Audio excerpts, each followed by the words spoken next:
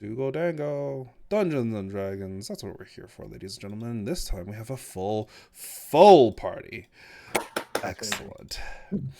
Let's go. But let's pick up with a little bit of a recap as to what had happened previously.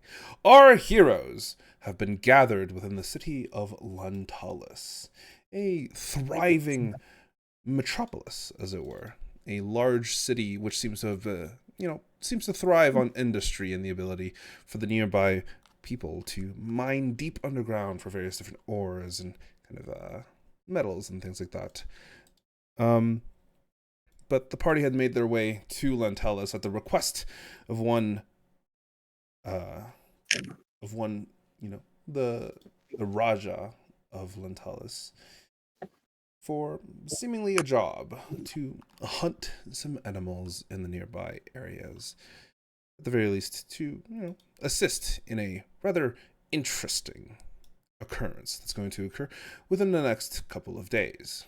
Specifically, Darayan, the dragon, is going to descend from their lair to Lantalis to accept their offering, an event that takes place once every 5 years. The party, having made their way into the actual city proper, were dropped off by their escort, their carriage, and said, or told, to go to the actual main castle. They had obliged by not doing so and instead decided to explore the city a little bit. They went to a local watering hole, found some information, and almost nearly got into a tussle, as Theron was not very happy with some of the ways that they were being treated. One dude, man. Just one guy. Yeah. But as all of you sit there kind of quietly pondering your next move, some of you had been provided water for those of you who had actually ordered it.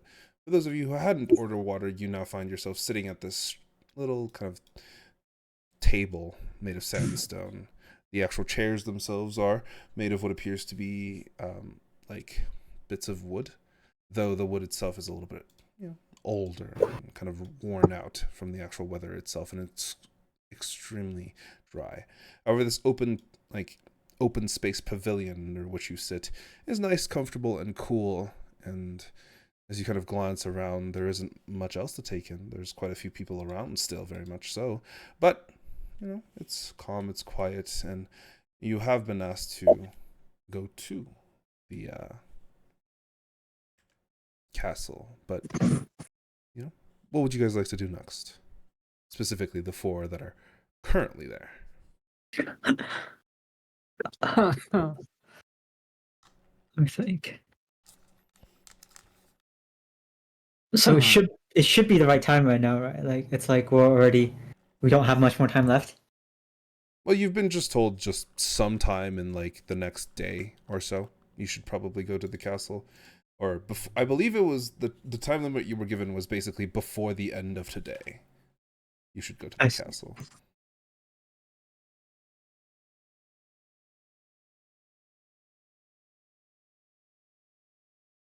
Well, I don't know about the rest of you, but I'm ready to go to the castle. Same. Yeah. Captain, I am too. I mean, I feel like we've gotten all we can, I guess. Probably. I mean, like, what do you guys think so far? I don't know. Like, is all discussion supposed to be happen like in character or like out of character? Like, just like a question, or like it's like how about proportion? Is up to you. If it's a character discussion, as in like your characters are speaking about it in character, you should tell me that my character says this, or you make it explicitly or change clear. Your voice, or... Yeah, make it explicitly clear that your character is the one saying it. If you can have discussions outside of what your characters would know, but those discussions I would recommend leaving specifically for things that like your character wouldn't know. I see. That's interesting. Okay. Essentially, try and stick to be in character as much as possible. If that's not to your tastes, then that's understandable. And you could just be like, okay, I'm going to tell my group about this. You could do that with the group. However, if you're going to be interacting with an NPC, I would recommend you actually tell me what you say. You can't just be like, I riz the NPC. Interesting. Okay. The Rizzler. True. This is Riz Lord himself. But yeah, if you wanted to have a conversation in character, you could. Hmm. So what's our take on the Lord?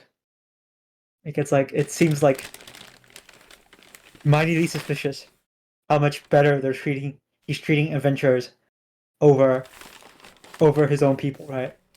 What if it's just like, how much do you want to believe in him, and like, how much of it smells like a trap? I guess I don't know. I think that's my biggest question right now. What if we are the sacrifice for the dragons? You know, Good. I'm ready to die. Let's just get this over with. Ready to die, huh? I feel like that's like the most likely scenario. We got Like, down last time, anyways. sure, I'm sure, down sure. to clown. I'm down to just go and check it out. I guess let's see what the exact terms are. I think we have everything we need. We learned everything we need. Die first before the discussion, and then verify with town folks' beats. Sure. Alright. So I'm guessing all of you are heading down towards the actual area? Towards the Yep. castle? Yeah. As you guys are heading out towards the actual castle itself, you kind of purge yourselves from these back streets and return back to like the main streets of which you had been previously found yourselves dropped off of. Coincidentally, as soon as you guys kind of like come back to this area, you see that one of the guards of which you guys had previously had asked to go away to some other places, they also come back. Question: for the two of you who got waters last time, did you keep them with you, or did you finish them and leave them? I finished it and I left. finished I it. finished it. Okay.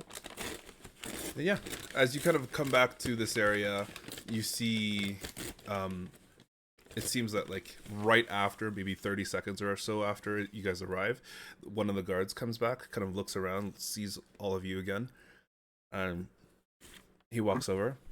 He's like, okay. Did you guys stay put, right? You didn't go anywhere? No?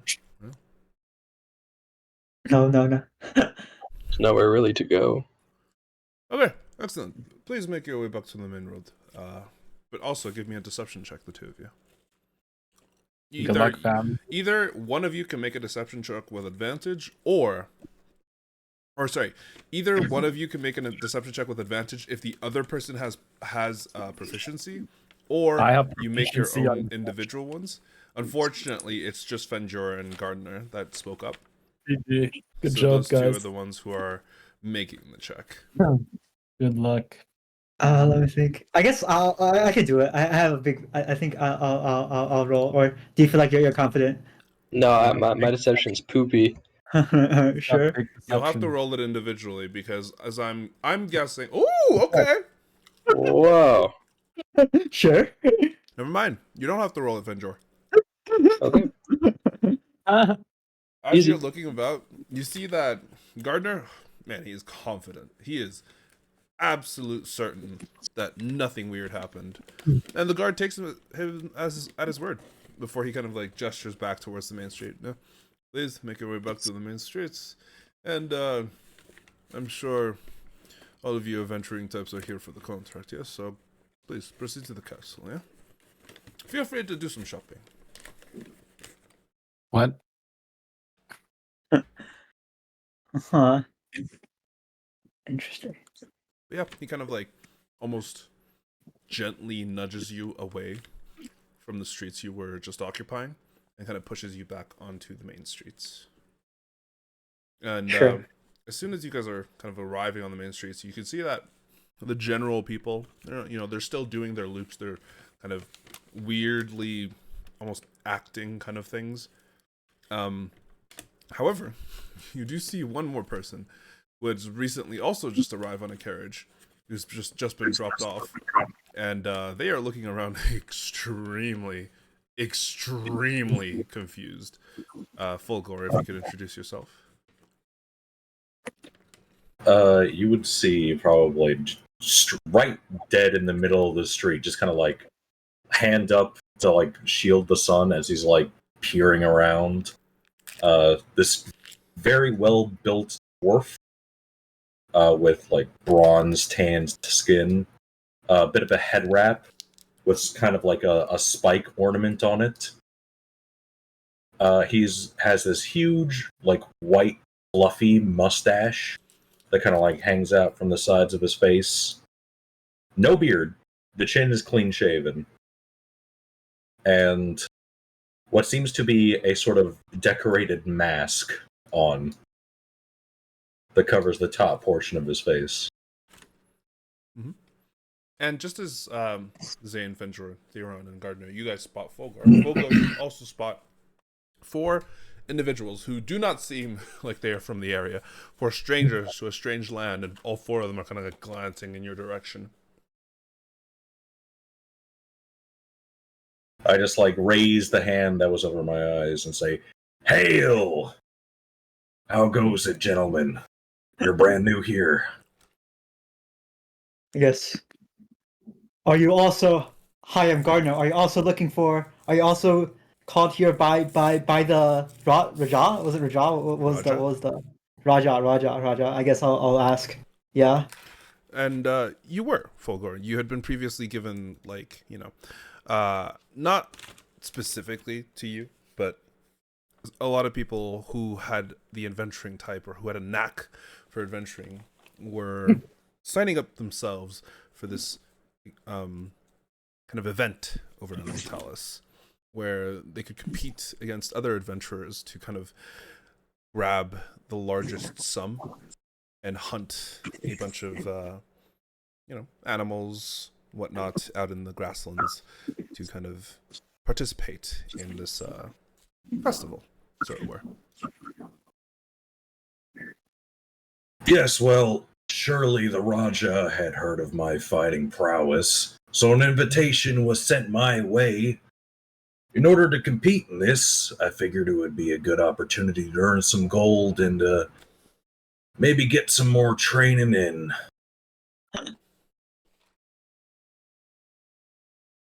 I see we're headed along the same way. Why not come together? I guess we're here to meet the Raja now. Fantastic. You can call me Fulgor. And yeah, I guess if the rest of the party wants to tell Fulgor their names. Well, it's a pleasure to meet you. I'm Fenjor. Hello, I'm Zane. And I'm Theron. Hopefully there's enough gold to go for all of us. Raja seems like a generous man. Maybe. We'll see. We'll have to see. As soon as you kind of say the Raja is a generous man, you see someone nearby, maybe like an older gnomish woman, probably early hundreds. She kind of walks up to you, grabs, doesn't like grab you, but like gently kind of takes your shirt, like, what was it, shirt sleeve. She says, "Ah, yes, the Raja is most generous to all of us, and he is a wonderful man. It will be a good opportunity for you to meet him and make a very good connection." Kind of pats you on the arm before moving on. Could I Whose arm did she tell pat? me more about Raja? Specifically Gardner, because he's the one who said generous. Oh, okay. Oh shit. Sure, I guess. Sorry, Can I get like a yeah. what are you trying to do? Like I want to like let me think. Like it's like, can I sort of like get her intention? Like, is she like being like sincere, or like is there a way to tell? Like, can I get like a? Yes, Is there like sir. a? Make yeah. me an insight check. Sure. Insight is here. Okay. Ooh. 9. Actually, kind of walked over. I tugged at your sleeve before walking away. The interaction was a little bit fast, and unfortunately for you, you didn't really get what it seemed like she was feeling. You could see that she seemed very practiced in the way she spoke those words.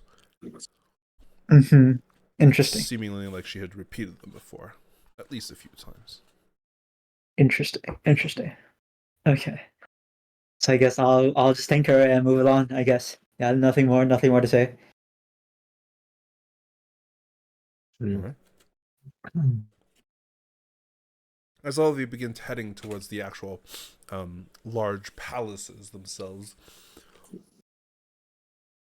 you can see that the road is essentially a long, straight road that stretches from the edge of Lentalis past a bunch of these like large sandstone or stone buildings, you're not entirely sure, off to the side, until it eventually reaches the center of the city, where you see a large kind of square. From the square itself, you see maybe 24 guards, all with their kind of brass and copper dragon helmets and headgears. And sorry, give me 1 second. I think I had actually. Oh yeah, there's a picture for the dragon guard now. If you guys want to see it. Oh, let's go. Damn. Damn. Most of them don't actually have like the front gorget that covers their faces, or most of them have it like all the way up. But yeah, as you guys are kind of like moving through the city, you can see some of them take a look at you guys, while other people are just kind of going about their day, doing their own things. Fulgor, give me an insight check. Sure.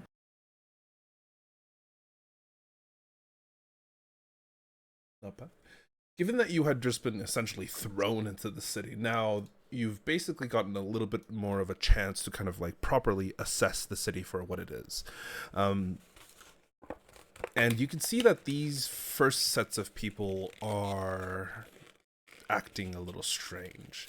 It almost feels like they're going through a very practiced routine that they go and do nearly every single day, because there's no real emotion in any of their actual speech. There's no real like passion behind it.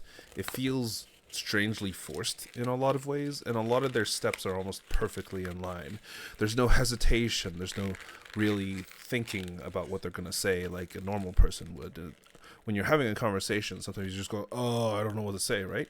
But for them, it feels like their conversations, their flows are almost kind of strangely practiced. Like, You can sure, see me there's- like give them like a few like sniffs as I pass by a couple of them, like leaning my face toward them and be like, hmm. Yeah. As you sniff like a random younger man, he kind of looks at you. Sir, I don't think I smell that bad, do I? He kind of No. sniffs himself. And that's the problem. Excuse me? I just keep walking. Sir? He just keeps walking. I talk to the other guys. I'm like, people around here are like drones, not natural. Interesting. I mean, the old lady just now seems like a paid actor. maybe, yeah. Very interesting place you got there. Yeah, and I guess, Fulgor, you should know that like there is a hidden part to the city, and it seems like the people here are under a lot of stress, especially during these hard times. Yeah. Hard times are supposed to make harder men. But these are just like walking around idly, like they're trying not to show they're stressed. Interesting. But yeah, this large square kind of stretches off in a variety of smaller directions, and you can see that it's the 4 natural cardinal directions: north, south, east, west. And you guys had come in from the southern end of the actual city itself. As you kind of traverse into this large square, you can see a variety of different like actual stores, buildings. You see 2 large inns right beside one another. you see the copper dragon right beside the bronze dragon, both of which look relatively lived in. And now that you guys are kind of in this square, you look around and you realize that there's a few more of the adventuring type comparatively to the regular folks. There's quite a few kind of just general adventurers, people in travel gear. Some of them, some of them in the lightweight kind of like wraps all around their body that kind of alleviates the heat in the area. There's a few that have their entire bodies covered up, just hidden away. There's a few who are wearing armor, and you can see one man wearing like heavy plate armor with a helmet, and he is just like, he looks like he's on the verge of collapse because he's walking and his knees are like shaking. And his friend, who appears to be a half elfish woman, is like, "Are you okay? You're not gonna pass out." "I will be fine. Are you sure? Don't worry about me. All good." As they kind of just walk by. And Is it just me, or are you cutting out? oh, is it cutting out? Sorry, Your mic peaked a my little bit. mic peaked. My bad. Basically, His acting That's chops alright. are too good. The mic can't my handle it. bad. But yeah. So basically, what he said is, I will be fine. Don't worry about me. Oh, okay. And then she was concerned about him. She's like, "Nope, I'm good. Oh, everything's fine." As all of you kind of walk into the actual square itself. The square is predominantly dominated by what appears to be these like these folds of cloth directly above the actual square itself, where most of them hang off of these like sets of pillars that are located all around the actual square itself, where these like it just kind of disperses the light, disperses the sunlight, and kind of creates a little bit of a bit more cool atmosphere where you are. The square itself is just filled with various different stalls of people selling various different goods and people yelling about various different goods that they have. Some of them are selling toys, some of them are selling potions, some of them are selling weapons, some of them are selling armor, some of them are selling, various different trinkets. Some of them are boasting that they have magical items that they can sell to you. And there's some others that are able to say, we have all this stuff, we're selling it. And there's a town crier that seems to be shouting about some news, specifically things that all of you have already heard before, specifically that the event is going to occur on the 15th of Algordia. That Daraeon would descend to the north of the actual city itself, land within the Bay of Lantalis, and demand his tribute. On that night, it will be a night of celebration, as he will once again declare that the city is worthwhile, and will keep it around 1 and 2, that the city has deserved its life, essentially. That he would also bless the city in various different ways. All of you can give me just a history check. Sure.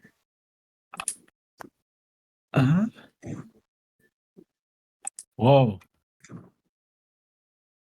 How do you change the color of the dice? You can go into 3D dice settings in your settings. On the top right, there's the cog. If you go into configure settings, you can change what your dice looks like. Ooh. This module is specifically called Dice So Nice. Dice so nice. You can change the colors, and then there's like an option to change the material, Yes, sir. which makes it look a lot cooler. There's a lot of different options. It's very cool. Yeah. History. Okay. So, unfortunately, Zane, Fenjor, Folgor, Theron, it just sounds like kind of, regular talks that are just occurring in this current area, as expected.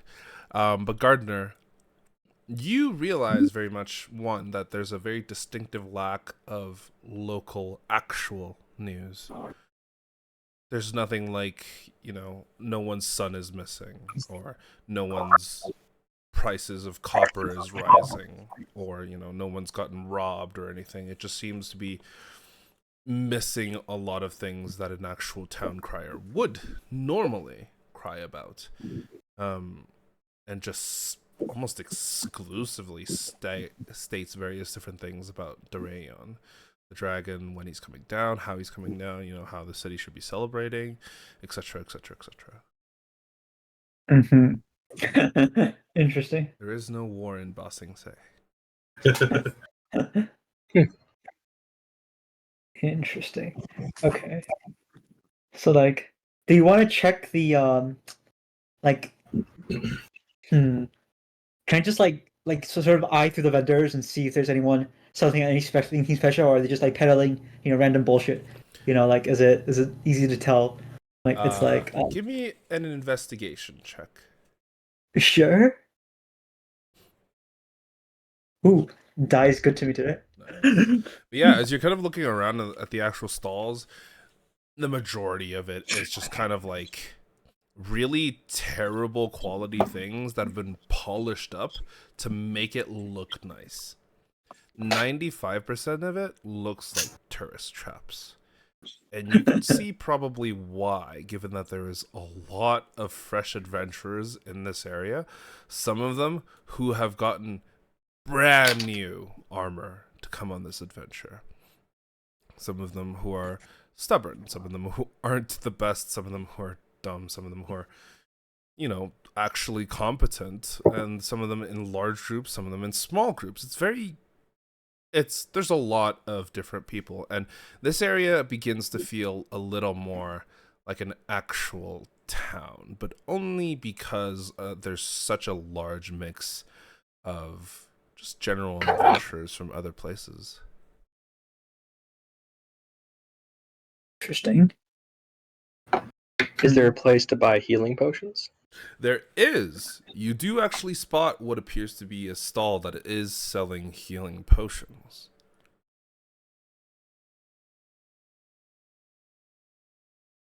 Do you approach? I will approach. Okay. Fenjor, as you kind of approach the actual stall itself, you see that it's a relatively young human woman, probably early 20s. She has her hair tied up and just wearing this like really thin, thick kind of like silk outfit.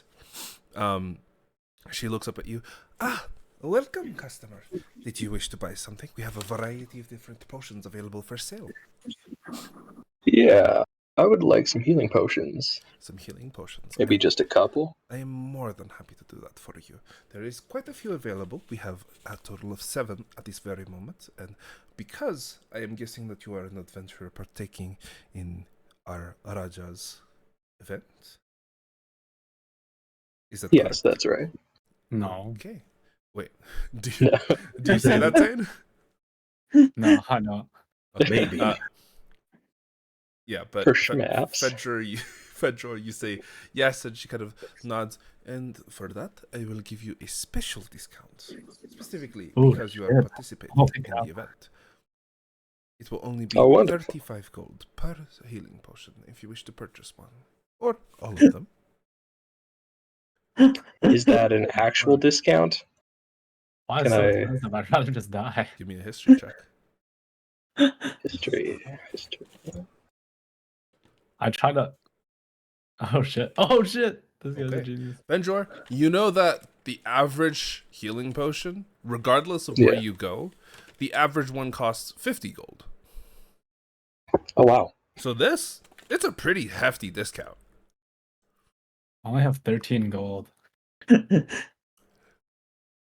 See, I didn't buy anything. I think you spent too much Yeah, of I your guess- money, bro. Dude, I don't even know where it came from or where it left. That's the real thing. 35, then I'll take 2. I'll take 2 of those. What Two? the hell? You're rich, man. Excellent. Here is 2. She kind of hands you 2 of these reddish, kind of pale potions, of which you kind of pick up. You take a look at the inside and just kind of swirl it a little bit. Yeah, it looks just like a regular healing potion. Wonderful. Thank you. She kind of nods. Thank you for your patronage, really. Yeah, you kind of walk away, and yeah, it's quite nice. Let's go. So now you can add 2 potions of healing into your inventory. Sounds good. You should be able to do that in the top right if you go to other options and go to equipment store.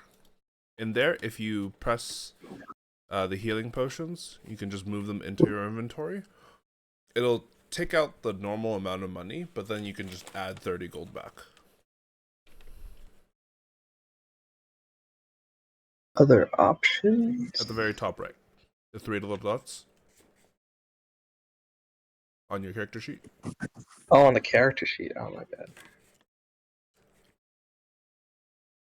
It should be a equipment shop. But yeah, the rest of you are kind of walking around perusing. There are some things that are interesting, but Gardner, you realize that the majority of the weapons and armor are unfortunately kind of shit and not actually worth the purchase price. Like they're fine, they'll work fine, but they're not They're, gonna. like, not They're nothing special or, like- special, no. Yeah. And you know that Lentalis is kind of known for its smiths and workshops, so this is strange. Can I approach one of the weapon vendors and ask them like where where's the good stuff? Like it's like, is there anywhere where I can find more offerings of the Ventalis variety? Sure. You kind of walk up to one of them. He kind of looks up at you.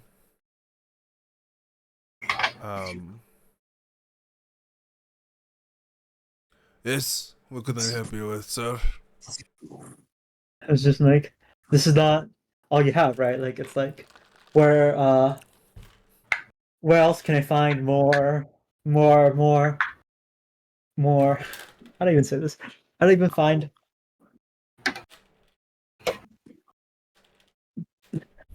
Where do I find? The Higher forges. quality. Yeah, no. Where do I find the forges? Where do I find where they make all this? Like it's like, it's like where did you guys get all of this from? The forges are Raja owned. You will not be able to access them unless you are one of the workers. As for the actual procurement, these are the pieces of equipment that we have been asked to sell. We have been given these. And on our end, it is good equipment. It is probably better than you see anywhere else. So I am very insulted that you would think that they are inferior in any way. I see. Thank you. It's good to know. It's good to know. Mm-hmm.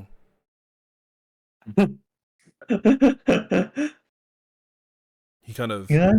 Give me a perception check. Sure. This guy's gonna get beat up, bro. Ooh, Don't worry about it. Wow. damn, he's going crazy with it.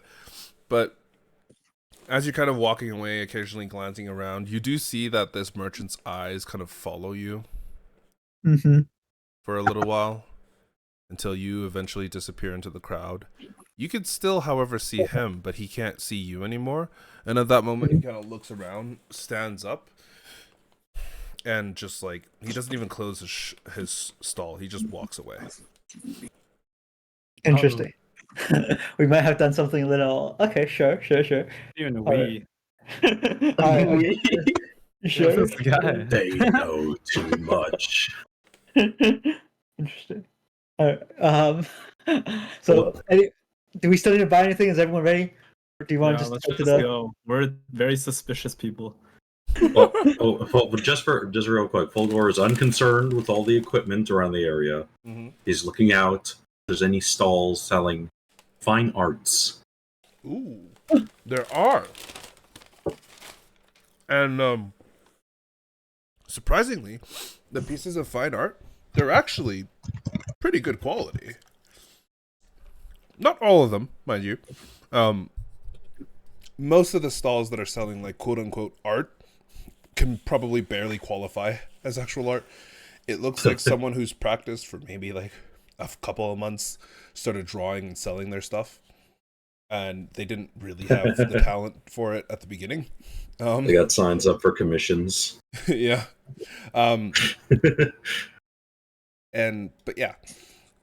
But there is like a couple of them that are actually particularly good. And as you actually approach one of them, you see that the owner, what appears to be a tiefling man, like probably late 60s. He's got a bit of gray all over his entire like beard, hair, and all that stuff. And as you kind of like approach, he looks to, he seems to be in an argument with what appears to be like a guard. From a distance, give me a perception check. Sure. Unfortunately, the crowd is too loud, and you'd have to get way too close to probably be able to hear it. But after a little bit of a discussion, you can see he looks exasperated, groans, kind of like waves the guard off, and the guard walks off. I'll approach the man. All right. And yeah, as you approach him, you see that he only has actually 2 pieces of art on display, and nowhere else where he could really be storing any more art. You see that there is a third easel where a third piece of art probably could have been. And as you approach, he kind of looks towards you. Hello. What can I help you with? Were you perhaps looking for an art piece to bring home to your family? Something beautiful, something thought-provoking, something unique. Unique is exactly what I'm looking for. Though I noticed the empty easel, have you perhaps sold something today already?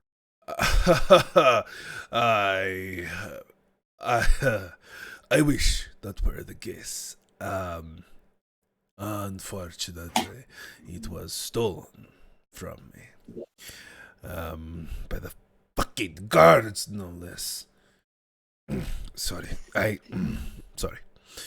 Why in the hell would the guards need some fine art? It is taken as a portion of their donation to Dareion. Part of the 65% tax we get hit with. Sorry. I never said that. Well, I would take it as a compliment. It has been Obviously, so. he's got some fine tastes. Yeah, silver lining. Yeah, thank you. And as you kind of glance towards the 2 actual paintings that are sitting behind him, they are very finely painted. One is of the beautiful Greenlands that you can see out in the distance for the entire area of which Lentalis is kind of located in. The various different small forests and kind of like bogs that are mixed in with the long beaches and white sands. It's like a watercolor painting, and it's beautifully rendered. The other one is of what appears to be a young tiefling man, probably early 20s, and you realize that, it's actually a self-portrait of this older gentleman here, though one of where he was probably 30 years younger. Say, by chance, do you take payment for commissions for paintings? He kind of, I would, but he kind of looks around a little bit, leans down towards you. I'm currently painting for the Raja. He's I am probably not supposed to be working on a different piece, even if I dislike the piece I'm currently working on. He kind of has a bit of a grimace. Well, them's the breaks of the jobs, I guess. But, Hey, if you had like a timeline of how long it would take, I could come back another day.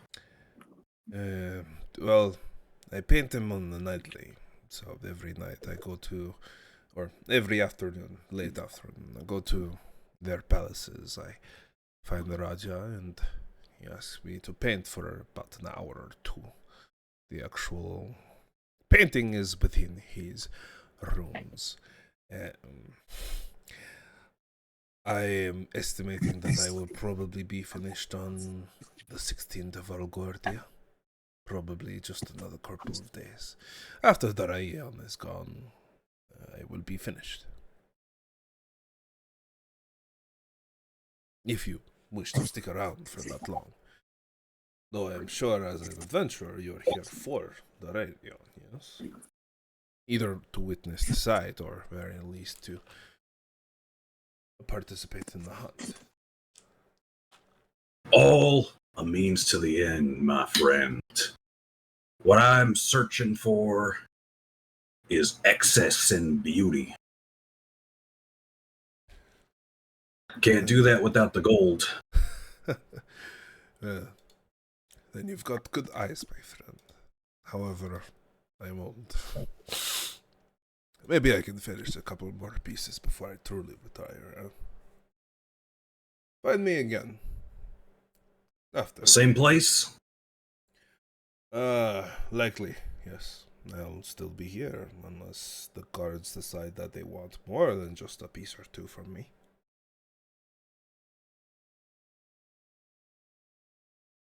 Remember, I didn't say any of these out loud.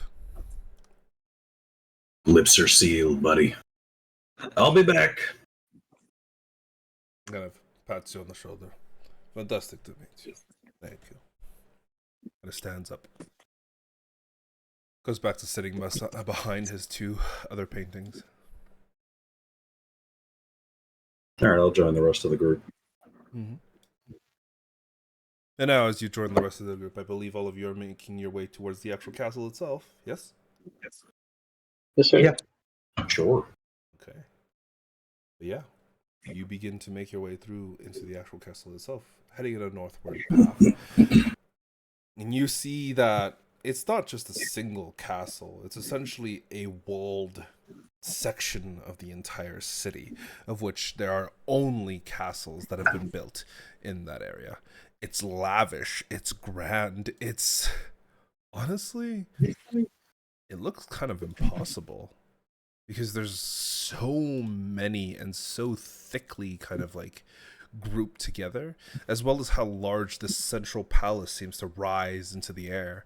The buildings around you, they don't usually rise more than maybe 30, 40 feet. Some of the taller ones that you had walked by, they rise maybe 120, 130 feet. But the central spired castle by itself is probably somewhere in the ranges of like 2 miles high. 3 kilometers for those of you who use other units. You're in Canada. Shouldn't you be using kilometers? I am, but this system is unfortunately designed around fucking feet. All right.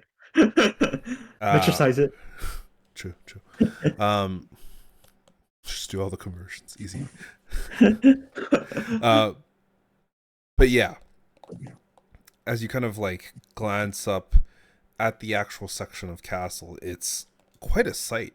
It is beautiful, but there's something so strangely large about it, and the scale just doesn't make any real sense compared to all the other buildings that you've seen. But nonetheless, you walk closer, and eventually as you approach the actual gates itself, you see maybe dozens of these Drakengard all standing around, not really doing much, and just kind of chilling. As all of you approach, you see one of them put their hands up to stop the group in front of you, which would appears to be, 3 men, all dressed in leathers. One's wielding like a mace, and the other 2 have great swords strapped across their backs. And as the 3 of them kind of get stopped, you see the head Drakengard kind of come up to the 3 of them. What is your business here today? We're here for the competition. You invited us, right? Yes. My apologies. Please, this way. Come. He kind of gestures towards behind him, and as the actual giant gate kind of opens, you see a long path that intersects all of these castles, and Kenny, I could hear myself. Oh, you can hear yourself? Sorry. I don't know how to do it. Sorry, it's like distracting me really badly. All good. But yeah, as you guys proceed forward and kind of look towards this path as well, you see the door close behind him as one of the guards is dispatched to kind of escort the other three. As all of you approach as well, the head guard kind of looks up, stops all of you. What is all of your purposes here? I guess. We're here Same for as the Other guys, I event. guess. We were hired for the event. You were hired for the event. He kind of looks all of you up and down. Oh. Okay. A beer. You take them. You see one of the other kind of Drakengard walks up, does a bit of a curt nod. Follow me. As he turns around, you see the gate open once more. And strangely, the other four that had basically just entered the gate before you, they're nowhere to be seen. Given especially weird that there's nowhere they really could have gone, given it's basically an empty courtyard for at least a good 100 feet. Can we check for traps? Is there anything else suspicious inside this courtyard? Give me an investigation check. Sure. Ooh. From the best that you can tell, no, nothing suspicious. All right. I guess we go ahead and we follow them. I don't know. What else can we do here? I mean, if the others want to make a check, they can as well. Oh, I'm ready to finally meet this Raja we've been hearing so Same. much about. Let's hit him. Okay. So, you guys all continue to press forwards. And as soon as the gates kind of close behind you, you see the guard turn towards you. Please stand still. If you do not stand still, there's a chance you might lose a limb. He kind of takes the end of his spear and begins to drag it across the gravel of which you guys are standing in. He draws what appears to be almost like a perfect circle. All of you ready? I think so. Okay. He taps the end of his spear against the actual circle itself, and all of you within you have your breaths taken for a brief moment as everything flashes and turns black. Oh. Crazy. And for a brief moment, you feel yourselves completely weightless before you are brought back into reality, pulled once more into the fabric of real space. Strangely, but yeah. As you kind of glance around, a little bit disoriented, a little bit confused, you find yourself still in a very small circle full of gravel, but this time what appears to be a small pit. The guard is still with you, and you can see he kind of gestures forward towards a small area just in front of you. But the pit in which you stand is just filled completely to the brim with gravel, of which you guys stand near the center of. Glancing around, it appears to be some sort of kind of like marble or polished stone room with this beautiful chandelier that hangs just above you. And you can see that there seems to be other people that are kind of just arriving at the same place as well. These flashes of white and purple kind of appear as groups of adventurers are being teleported in by these guards. Ahead of you seems to be some sort of like resting area. There's a bunch of couches, bean bags, various different kind of like things and places you can sit. It looks comfortable, and honestly, for those of you who are aware of what it looks like, it kind of looks like a shisha bar. Oh, let's go. There's cushions, there's curtains that kind of hang over the actual windows. You see what appears to be like small tables with these like metal apparatuses upon which they rest, which people are having conversations while they're kind of like smoking this smoke and kind of puffing things out. It's a strangely calm atmosphere, and there's like maybe 20 or 30 booths along this long hallway that seems to lead to a large set of double doors, a large set of wooden double doors.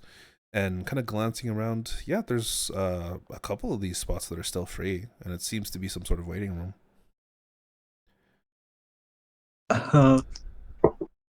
Mm, I'm gonna look around the area. Is there any like signs or like the smell of fresh or dried blood anywhere in the vicinity? Sure, give me a perception check.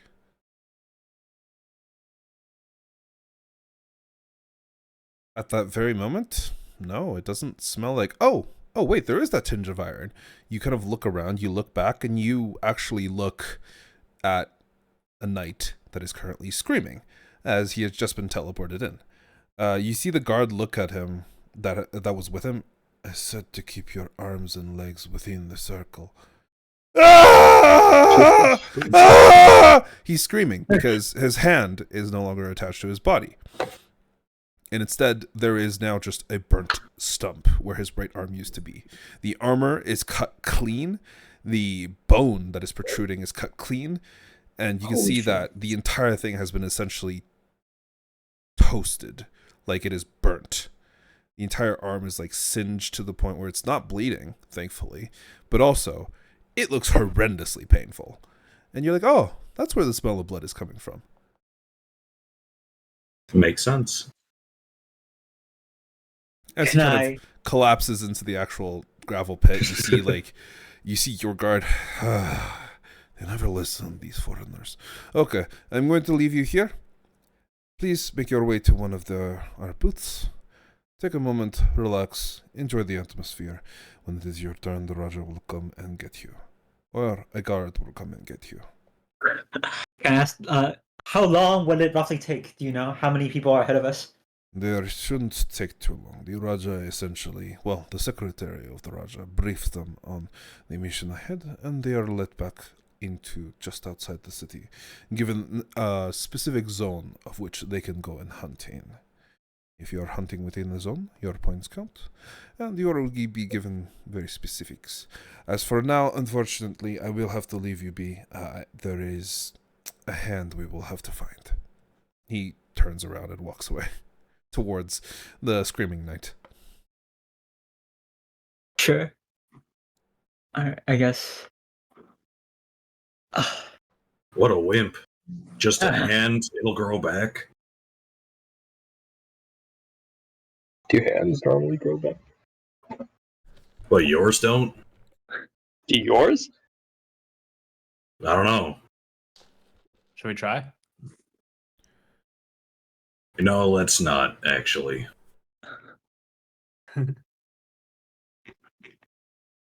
Alright.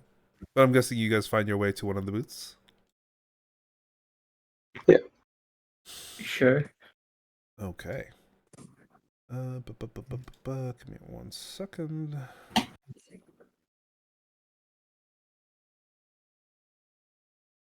Boom. Should work.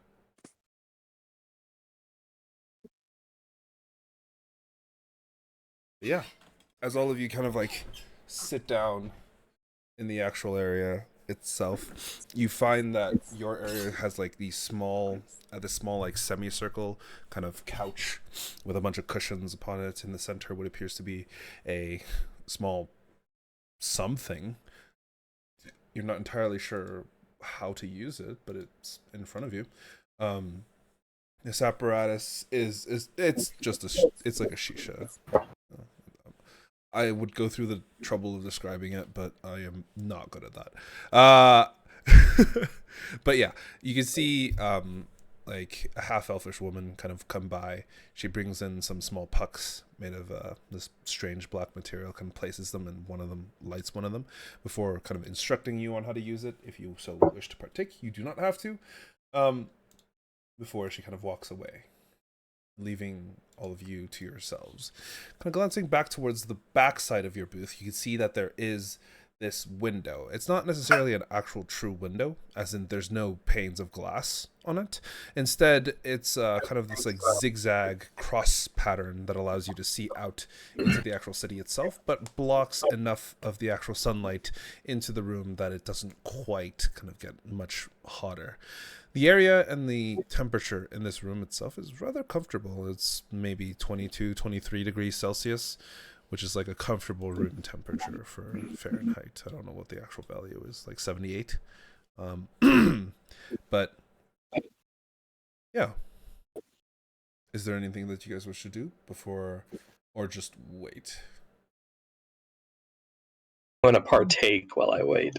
Yep. Hit the geesh. Okay. And Fendror, as you kind of partake, you've been instructed on how to do it, and give me a con save. Oh shit. Oh no. That's close. As you kind of like take it in and kind of intake the actual smoke before holding onto it for a little bit before blowing it out, you can already feel some sort of high taking over your body, and you realize, oh, that is strong. Oh, that is really strong.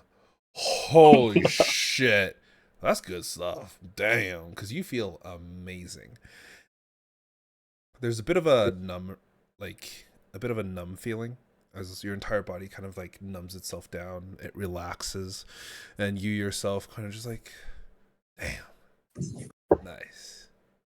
And there is also the faint taste of what tastes like strawberries. Let's go. It's nice. Fulgor will also partake. All right. Zane, give me a con save because I believe you partake as well. You guys should hit this. Oh Oh, man. Zane, as you hit it, you get very much the same feeling as Fenjor, except like your head begins to swim and like your eyes cross ever so slightly because you begin to. That's that good shit. You went a little too much on your first puff went hard. You're like, oh shit, Fulgor. Fulgor's ripping it. Yeah, you rip it, and as soon as you like kind of sit back, all of you Fire watch hosing it. as he just starts fucking coughing his fucking lungs out. Like, man is not doing well. Coincidentally, there's like not really. There's like one other person who's also coughing, but they're not coughing that loudly. But Fulgor is like, you guys are. Water over here? Yeah, Can we get some water over here? You get eyes on you, but yeah, the waitress does bring some like beer over, just in like for free. It's just like in these small mugs, or like these small wooden mugs, or yeah, small wooden mugs to all of you, of which you can enjoy and partake. Did any of the rest of you wish to participate in the shisha? Sure, I guess I'll. Gardner will take a hit. Give me a Wait, con save.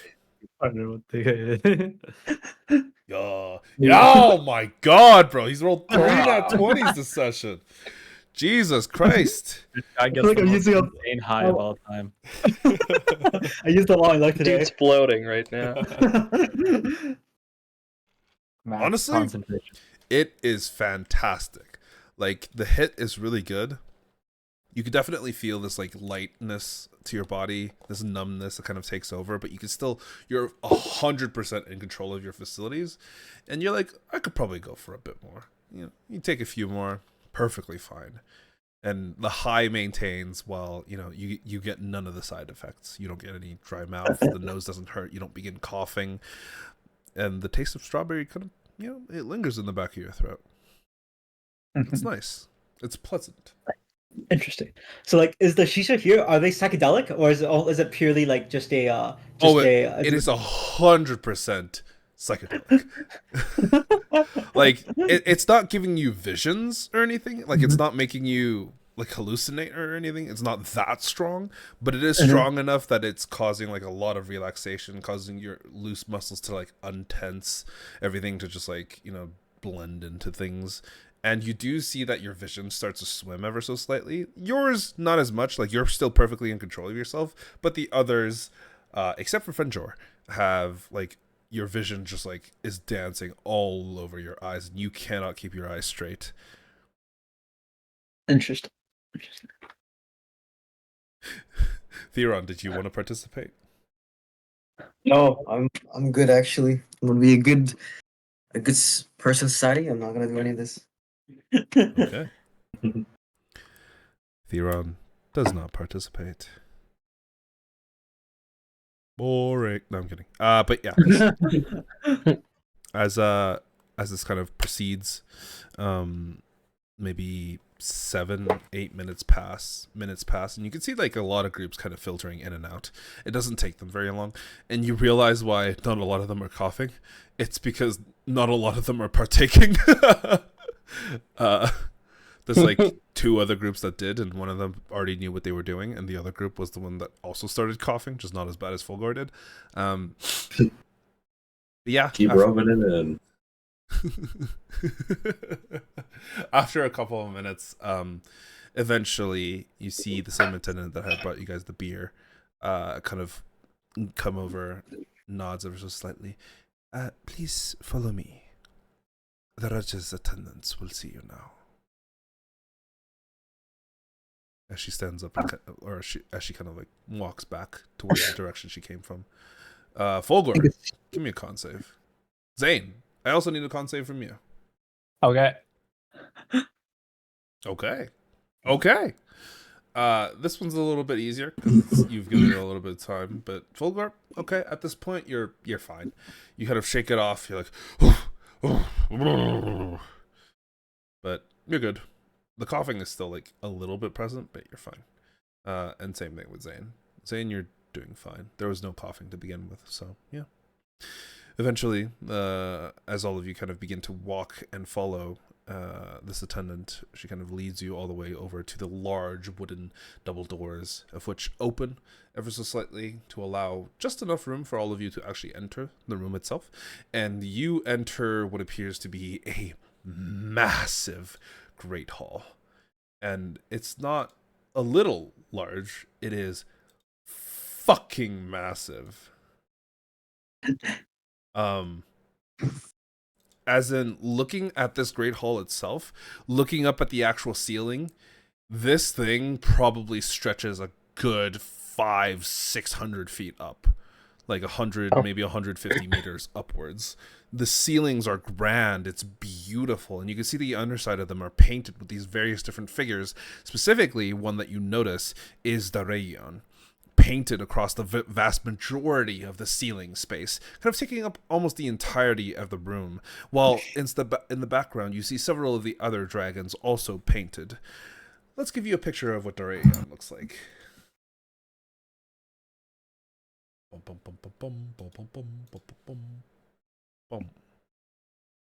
Whoa. Goddamn. What the heck? You Oh, see wow. what appears to be a dragon that seems to be like physically and biologically infused with these vines and plants. All of this kind of infusing its entire body, this biological kind of weird strangeness of combination of flora and what was the other one? Shit. Fauna, that's the one. Strange combination of flora and fauna. And out of their body just sprout these like almost malevolent vines that seem to threaten to grab and kind of pinch every single thing that exists within it. Behind it is kind of picture this vast and beautiful hoard of gold, money, treasures, just so many different things that seems to appear. And just looking at the ceiling itself, it almost seems to be some sort of depiction of the Rayon's lair and how grand and full of treasure it might be. And it is a strange sight indeed, because why would anyone want to dedicate so much room and space to one dragon? Is there any writing, or is there any like kind of marking that could signify?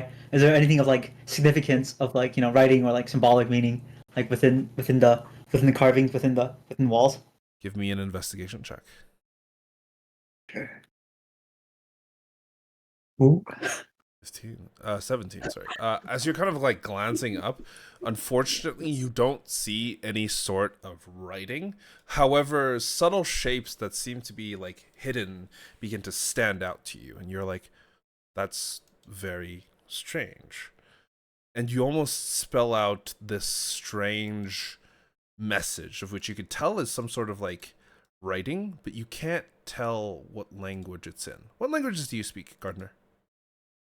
I guess Common, Elvish, Goblin, Infernal. I guess it's not. You would not specifically recognize this language. However, you know that it is like the antithesis of Infernal. It is very likely that whatever language this is on the ceiling is probably Celestial. Interesting. Interesting. Does anybody here speak Celestial? I do not. Nope. Was that Zane or was that? No, that was Fulgor, and that was That's Fenjor. Huh. I guess I'll ask the party. Is like, does anyone recognize the symbols up there? As the rest of you look up, give me an investigation check.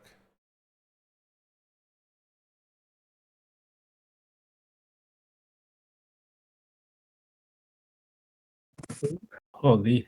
The only other person that sees it is it would be Fenjor. Fenjor, you also begin to recognize these strange kind of like archaic symbols that are just like, they're not necessarily actually drawn. It's more that they're just depicted as a portion of this art. There's like these various lines that kind of like carve out and kind of seems to indicate the various presences of letters and these shadows that are kind of changed ever so slightly to match. And you're like, oh, that says something. I could probably write it down, but you just don't know what it says. I can't say I recognize those markings at all. It looks like something, though. Sirs, are you following? Yeah. Huh. Yes, sorry. Was there something interesting? We're just admiring the mosaic, the painting. Oh, yes, it is of Lord Daria. He is, of course, the protector and, well, savior of our city. He is the one who ensures that the lands around us are as safe as they can be. But please, this way. The advisor is over here, and you will also get to meet the Raja. But yeah, as you guys kind of approach and kind of filter yourselves through this large columned room, the floor is this like polished marble. The columns are this beautifully carved, like they look like various different statues that are holding up the actual ceiling themselves, and all of them seem to be depicted in the form of Drakengard, people in this armor that seems to resemble the head of Darion, with this various different kind of like decorative folds, this armor, the spear. Some of them are in various different positions, like holding up the ceiling, a few. Some of them are just standing there in like action poses. You see one or two that are literally just like the spear on their chest, and they're just like with one hand holding up the ceiling. Although all of the statues are designed to be extremely functional and to actually act as pillars, it still gives you a little bit of a sense of like, Jesus fucking Christ, that's gonna cost a lot of money. And a lot of manpower and skill. Like, this is not easy. Even with a wizard, it would take them months to be able to manipulate this much material into these shapes. It would probably take even longer if they were like a skilled craftsman. And now all of a sudden you get a little bit of a worry because you realize that this is the ceiling. So you are most likely like 3 miles up in the air. As you glance out into the kind of like wide open windows, all you see is just the blue of the sky and clouds nearby, and you realize, oh, those clouds are at the same level as we are. Huh. Holy crap. And there is a little bit of like lightheadedness from all of you, especially you, Fulgore, that seems to realize that there's probably not as much oxygen up here as there could be. But yeah, you guys advance forward, and you could see sitting at the very end of this hallway, behind of which stands this large green mosaic of like colored glass that seems to depict Dorian in flight. And it's very, very almost religious looking, because you see Dorian's two wings kind of spread out in this like half circle, pointing upwards, while its claws and its legs are just kind of like dangling at this at its like front and side. It looks mighty majestic, but it also looks like a god, of which you understand that many people do see Dorian as a god and most likely worship him. But as you approach, you get to possibly the largest throne you have ever seen. This thing is like 8-9 feet wide, probably 10-15 feet deep, and like it's a solid 3 feet off of the ground. Higher than normal chairs. However, sitting in the center of it, just kind of like dangling their legs over, is who you can only assume to be the Raja of Lentalis, a relatively skinny and kind of shrewd-looking man, with a nicely trimmed mustache, a kind of decently trimmed beard, and this medium-length, not terribly well-kempt hair. He doesn't really speak, though he does look and kind of gives all of you a respectful, these are the adventurers or something kind of look, before you see in front of him what appears to be a steward of some sort, a man that very much looks similar to him, though not the same, a little bit shorter. The hair is well kempt, no mustache and no beard, but he kind of stands forward, looks at all of you with a tan skin, kind of, hello. I am to presume that all of you are a portion of the adventurers that we had hired specifically for the day that Rayon descends, yes? Yes. Yes, and I guess I greet the Raja. I guess, yeah. I dap up the Raja. Given that he's on a throne like 30 feet back, with a bunch of steps upwards and maybe 24 Dragon Guard, do you want to run up to him and dap him up? You can. I'm not going to say no. I will air high five him. Okay. Yeah, sure. Let's see if he understands your intention of high-fiving him.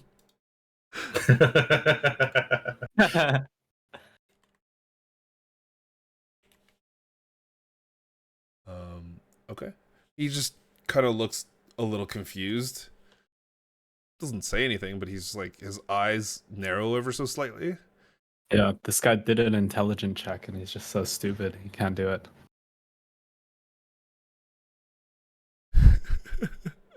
But the kind of advisor looks down, looks back at the Raja before looking at all of you. Okay. Excellent. Now, there's not too much to explain. All of you will be teleported to a specific area. You will have approximately 10 hours to return with everything that you can within those 10 hours to find, hunt, kill, ensure that any wild game that is within your territory is found, is killed, and is taken in. Those of you who are able to find the most game will be rewarded kindly. Those of you who have found the biggest and rarest kind of game will also be very well rewarded. It depends exactly on what type you get and how many, but quantity does not shy from quality. Both are important, and we want to ensure that you are all hunting fairly. So, go out, find your game, hunt, and bring them all back. Everything will be used. If they are not going to be eaten by the people, then the guts and whatever else will be ground up and given to our animals. If the animals will not eat them, or the animals are full, then they will be used as fertilizer for the future. Is this understood? Yeah, but I got a question. Yes. Any rules in this competition prohibiting the poaching of catches from other contestants? You are I want to allowed, know if someone's going to be over our backs. you are waiting. allowed to poach from others. However, you are not allowed to injure any of the others. No injury, no killing. If you are found out to be doing that, you will be 1, fined, 2, you will be revoked from your participation, and 3, you will be kicked out of Lantalis, and 4, you will probably be put on the bounty board. Well, that's no fun. But fine. You may steal kills, specifically of the hunt, yes. However, you are not to interfere with the other people. Also, here is the base payout. It is 25 gold for anything that is of a rabbit's size. It is 50 gold for things that are between a slightly large dog to approximately a boar, while it is 100 gold for a boar or anything larger. If you find something larger than a boar by at least 2 times its weight, that will be 500 gold. Yes? We would like the game to be intact as much as possible, because the skin can be well used. The actual body of the creature can also be used for eating, and we don't want to waste anything now if we can. So, I would recommend that you get some arrows and you practice where you are going to be shooting. You have 10 hours after all. Yes? Sure. I have a question. Of course. You say we'll be taken to a specific area that belongs to us?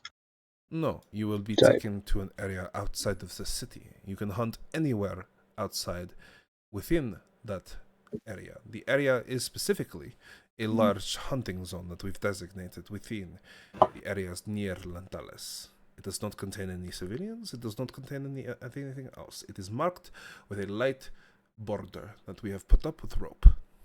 We'd like everybody to stay within this area if possible. But if you stray outside of it, it is not a big deal. However, if you do kill something outside of the zone, it will not count. All right, I see. There are Drakengard who are going to be on watch at the edges of the zone. Unfortunately, the zone is quite large, so it will be a bit difficult for them to keep track of everything. However, I would ask that you cooperate nonetheless, because if you do not, then you revoke all privileges of winning this competition. Yes?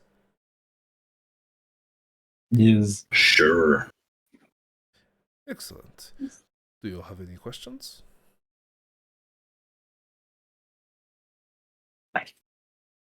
I will take the think we're- silence as a no. Yes? I think we're good. How do we transport the game? What do you mean transport the game? Well, if we kill, do we have to carry Oh, ourselves back transport to the the city? Yes, you will have to carry the game back to a point. There are 3 drop-off points near the actual area where you will be hunting. Every time you drop off something, you can label it and put it under your group's name. Speaking of, what is your group's name? What would you like to call yourselves? It does not have to be a proper name that you will use forever, but I would like something for the record so that at the very least we can address you as your official titles when you do, if you do, win this competition. What would we like to be called? Dad of Raja. Dab of the Raja. Yeah, is that what you want to be called? No, I'm scared he'll kick us out. Let me I think. was gonna go for Theron's couch, but Ron's couch. I think it's just like, huh? Names are hard. Needs to be a fancy word. Vicissitude. I don't know. What does that word How even mean? about, how about like gallant? Sure. Why Yeah. not? just gallant, like just the word. I don't Yeah. know. Make it nice and simple. All right. Let's roll with it. You wish your group to be called just Gallant or Gallant? What if we called ourselves the Gallant Dab?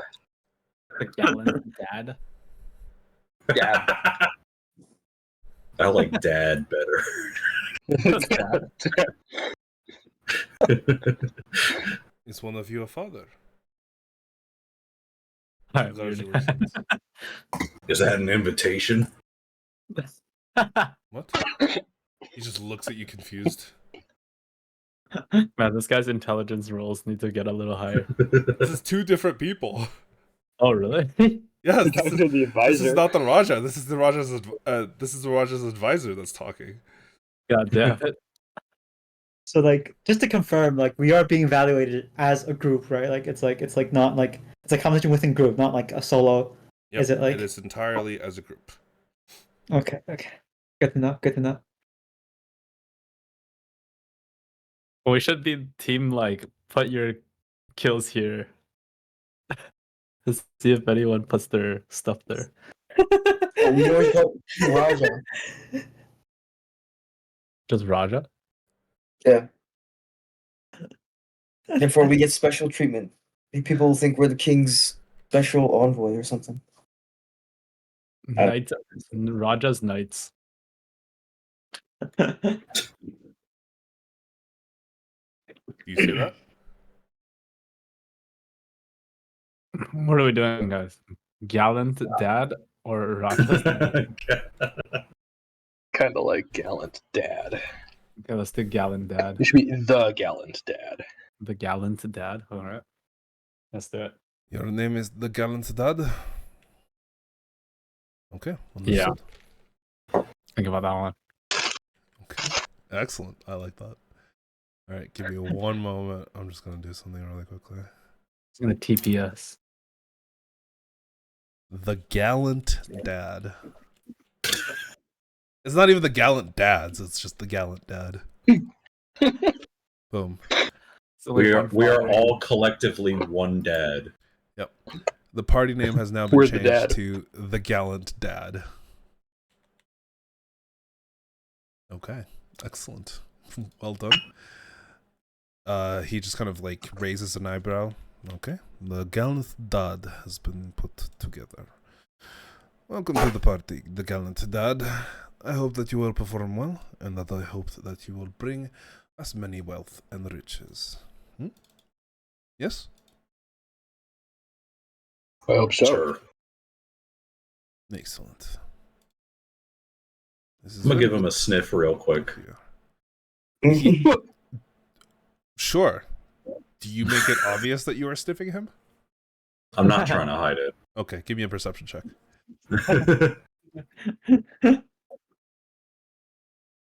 Ooh, okay. Not 20. Okay, I did not see that. yeah. 20. He kind of looks at you. Are you okay? What are you expecting to smell?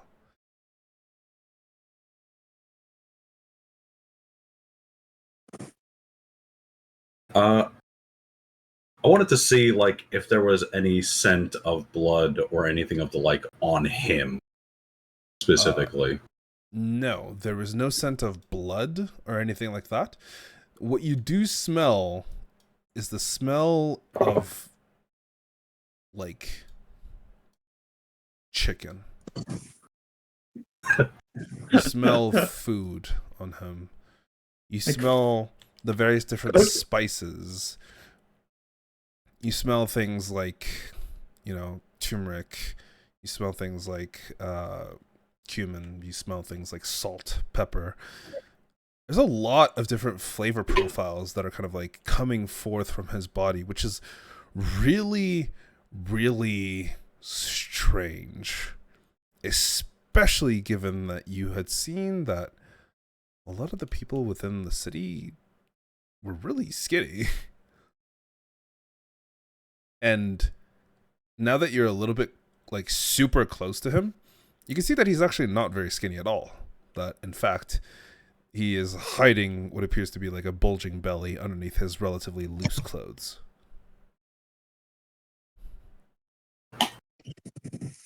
I step back and I'm like, Help you? no, we're all good to go, Tubby. Tubby. Give me an intimidation check. Sure. He kind of looks at you and will ignore the remark and still allow you to participate. But I would expect that you have some more respect for the Raja's men after this competition. Be gone. He kind of snaps his fingers, and you realize that there has been a circle that had been drawn around you already, of which all of you experience the same weightless feeling for a brief moment, the darkness, before your sight kind of comes back to you. And you realize you are now outside of the city, standing in an area where, honestly, you see the beginnings of this fence that he had indicated, but you don't see the end of it because it just seems to stretch on into the horizon on one way before you look at it, and on the other side of you, it also comes back in. You see a few other people also kind of like get teleported into the same area. And it's kind of wild because a lot of them just start like fucking booking it into the actual area itself. From the best that you can tell, there is like a relatively large field with really tall grass. Like the grass is 5.5 feet tall as these people are kind of like running into it. Before you do hear the sounds of like fighting. Not necessarily of like actually fighting. It just seems to be, you know, small tussles and things like that where people are hunting and gathering equipment and items and things like that. And, you know, it's well and all, but it's very strange. Because there seems to be the sounds of actually fighting. God damn. It's the Hunger Games. And actually, a quick question. Like, it's like, are these kind of like large scale teleportation easy to come by? Like, it's like, are these things like very common in this world, or is this like something very unusual? Give me an intelligence, or give me an Arcana check. Sure. It is kind of crazy how much magic they have access to, because this is not usual. The majority of people, like, they see magic. Magic is commonplace, but not usually spells that are this powerful. Yeah, it doesn't make any sense for them to be like using this kind of spell for like just like transporting people around willy-nilly, right? It seems like it seems sort of out of place almost. It seems way too excessive. Interesting. And is there anything suspicious about the barrier? Like, it's like you say it extends forever, right? Or like it's like is it by magic, or is it just no. It's not an actually like magical barrier. It's literally a wooden stake on the ground with like rope tied around it, and then it's tied to another wooden stake that's maybe like 30 feet away. It's not like a hard barrier by any means, but it just seems to be like the area that it seems to highlight and kind of like encompass is fucking massive. Interesting. You know how the Earth is flat because people think, you know, the edge of the horizon can't be seen and rounded? That's essentially kind of what this barrier kind of looks like. It seems that the area it encompasses is massive. Interesting. Well, I guess want to go investigate sound. I mean, it hasn't started yet, right? Or like there's still 10 more hours. Like that's what the. No, you have a 10-hour time limit. Oh, so it started. Okay, Yeah. interesting. It's already started. Huh. We're going to split up and hunt for some rabbits. I mean, what do you guys think is strategy? Do you want to go for big ones? Do you want to go for like a lot, or is it like what do you think is gonna be the most profitable? If it's big, we have to carry it. Yeah, but we only have to bring it back here, right? Like it's not that bad, or like Yeah, you do Look like- see that there is like 4 or 5 Drakengard who are currently sitting around what appears to be like a large chest. You see another group kind of runs back. 2 of them are like literally holding what appears to be like a deer, and they just kind of run back. The Drakengard open up the chest. The guard, like the 2 tell them their name. They throw the deer into the chest, and it just disappears into the chest. all right, let's head out. Let's go for it. Yeah, let's not waste any time. All right. So now the question is, do you guys split up or do you remain together? Hmm.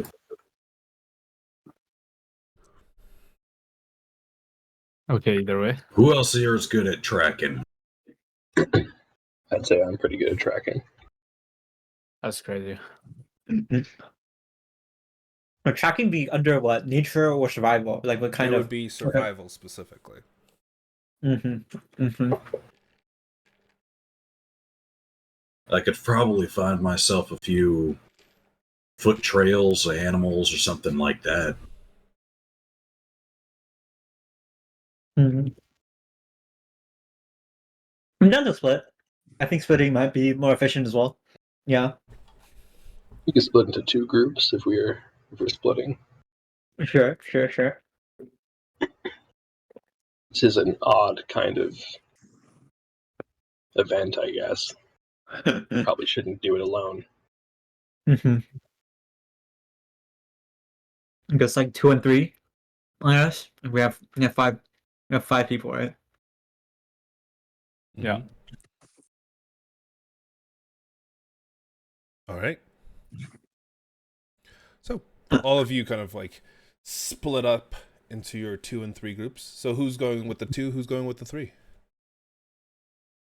No preference. Make a decision. I don't care if you have no Trackers- preference. Like the guys that can track should probably be in different groups. Yeah. Yeah, my survival is 11. Mine is 15. So we I have don't think- Fenshore in one group. Sure. I think I'm like They're average plus or below 5. average. Yeah. Who are the 2 trackers? One's I've got me. I've got a +3 on mine. What's Theron survival? It's 11. I guess Plus 11? No, 11. It's Plus 1. plus 0. Oh, okay. Oh, sorry, plus 1. Yeah. I was gonna say +11's crazy. A level 1. That's crazy. All right, so we I have. guess I have plus. Yeah, I guess I have +2. I guess I probably am the second best here, maybe. Okay. Yeah, Well, I'll take. Yeah. third best one. because full core is Uh, plus 3. Sure. So I guess.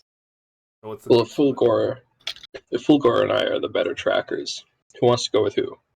I guess you guys can draft. You guys are the team captains.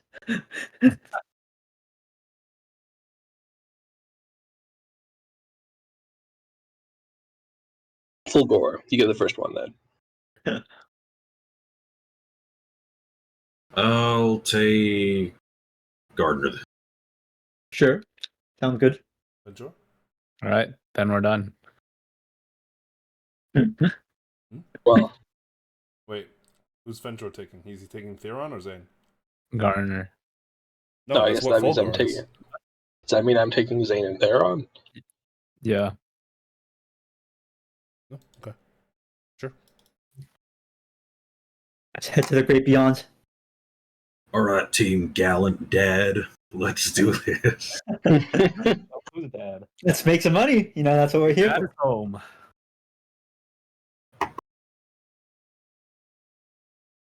Daddy's here. I'm gonna start just charging off toward like. Well, what direction are we in? If I had to guess, like in the circle, Like- you're not sure. are we on like northeast, west? Oh, you are. You're pretty sure you're either on like the. You're pretty sure you're on like the east side, given the positioning of the city. Okay. I'm gonna start running south. Sure, I'll follow Fogor. Okay. The rest of us will go north or northwest-ish. Okay.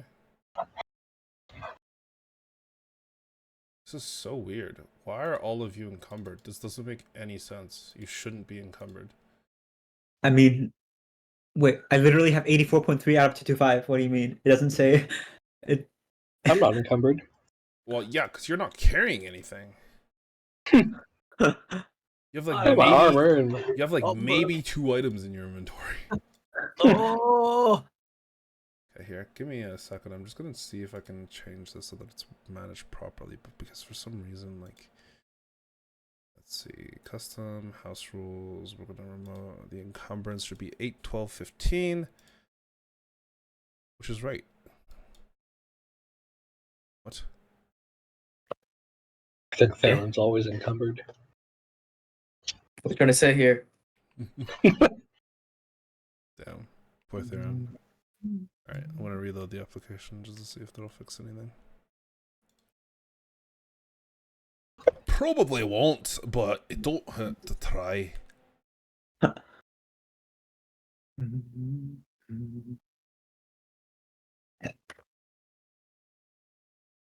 I'm just big boned. Damn, that's what they say about me. No. Alright, let's see this here. Okay. So, I'm going to do something, and you all tell me if this brings you onto a map. I have a loading bar. I see a change. Loading Yeah. on the roads. Oh yeah, look at that. Ooh, I see it. I see it. And there should be global illumination, so all of you can see everything, yes? Yes. Yeah. Yep. Correct. So I'm going to move this group over here. I'm going to keep this group over here. Essentially, all of you are splitting off from one another to determine how much game you can really hunt. I had originally intended for all of you to stay together, but if you believe it was more, what the heck? If all of you believe it was more beneficial to split up and attempt to hunt the targets, then you can do that as well, if you so wish. thank you. Give me one moment. I'm just gonna do this. Okay, so first of all, those of you who are really good at tracking in the groups, individually give me some survival checks. Remember that if you are proficient in a skill, you can help a teammate out when they are performing that skill check. Let me see. Oh. Unfortunately, I am not proficient in survival. Same. It's all good.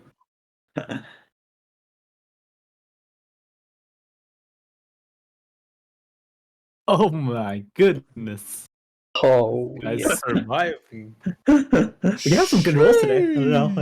I For die real. sometimes. I hope that doesn't mean we're gonna get shit rolls later. We all know that's not how it works. Come on. I like to believe in some gambler's fallacies. Yeah, everything's gonna be just fine. Don't you worry your little heads. But as you guys kind of step out and begin the actual hunt itself, Fulgor, you and your group, specifically you and Gardner, only stumble across, a few creatures. Not too many, just a few rather small pieces of game that most other people seem to have avoided. Gardner, you've been following tracks. You're doing decent at this, alongside Fulgor. And the two of you kind of come across, specifically, what appears to be a deer and 3 hares.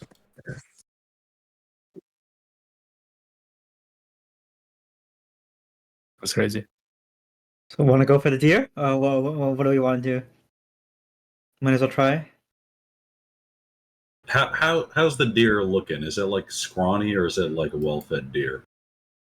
From where you are, as soon as you kind of spot the deer, you see that it does almost immediately begin to start sprinting away.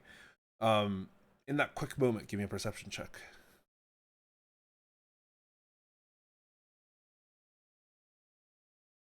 So I can help him, right? Or I guess. You're proficient in perception? Yeah, perception. Yeah. You can help him, which means he gets advantage. So if you hover over the 12, you can press the double up arrows, and that'll roll it again with advantage. Boom. Unfortunately, it rolled lower. But as you kind of like look around Fulgor, unfortunately, you're not able to tell as to its actual size, and you don't have that much time to waste, because if you do waste it, it's probably going to get away. Yeah, fuck it. Go for it. All right, so you go for it. As Fulgor, you and Gardner begin to give chase, I'm actually going to move you guys back here. And the other group, I'll tell you what you find as well. Let's go. Specifically, Zane, Fedor, and Theron, because your tracking was a little bit better than theirs, you guys find a little bit of a larger group of animals. You find what appears to be 2 boar, a fox, and a panther that had been chasing the two of them. Yeah, hit the panther. Hit this panther, bro. Let's put Yeah, you but the guys panther will keep all kind of some gold. in initiative. Do you guys remember the price Price for what? for these Oh, animals? no, we just go. All right. You know, the deer would be considered a medium, while the boars are large. The panther And would what- also be considered large, and because it's exotic, it might be worth even more. All right, let's go for the panther. Let's But- do it. Let's three of us. I need all of you to roll me initiative. Under combat encounters, in the top right, there is a set of 2 crossed swords. If you click that and you see your own portrait, go to the one where it says roll initiative. It's a big old dice beside your portrait. Advantage? No, you do not have an advantage. Bruh. Where is this? Like, It's at the top right. The 2 crossed Top right. swords. 2 crosses swords. Oh, that's right. What am I rolling? Why is there decimals? That's crazy. That's specifically for as a tiebreaker. You're on. I'll find this. Where is this? So the 2 sword, and then there should be a big dice next to your name. Wait, But I don't see 2 even swords. I see like It's next Not to on the your. It's not on your character character sheet? sheet. It's in the actual Oh, tabletop. Above the It's like next to the chat. next to the. You like, go to the next. Oh, I see. I Section. see. I see. At the top of the chat. Yeah. And is it an advantage normal No. or? It is never Normal. at advantage Normal. unless I specifically tell you it is. Oh, you said we have an advantage. He doesn't. Fuck. What is 12? Boom. Combat starts. At the very beginning of combat. Loading deer? What the fuck? These are just like adjective prefixes to their name to Oh, give right. them- Yeah. Don't worry about it. Like It, a Loads up, covers them in their it guts. runs I love it runs Snoopy back. Boar. Kaboom! No, I'm kidding. It's actually just gonna keep running forward. Oh, that's very far. And it uses Huh. its action to dash.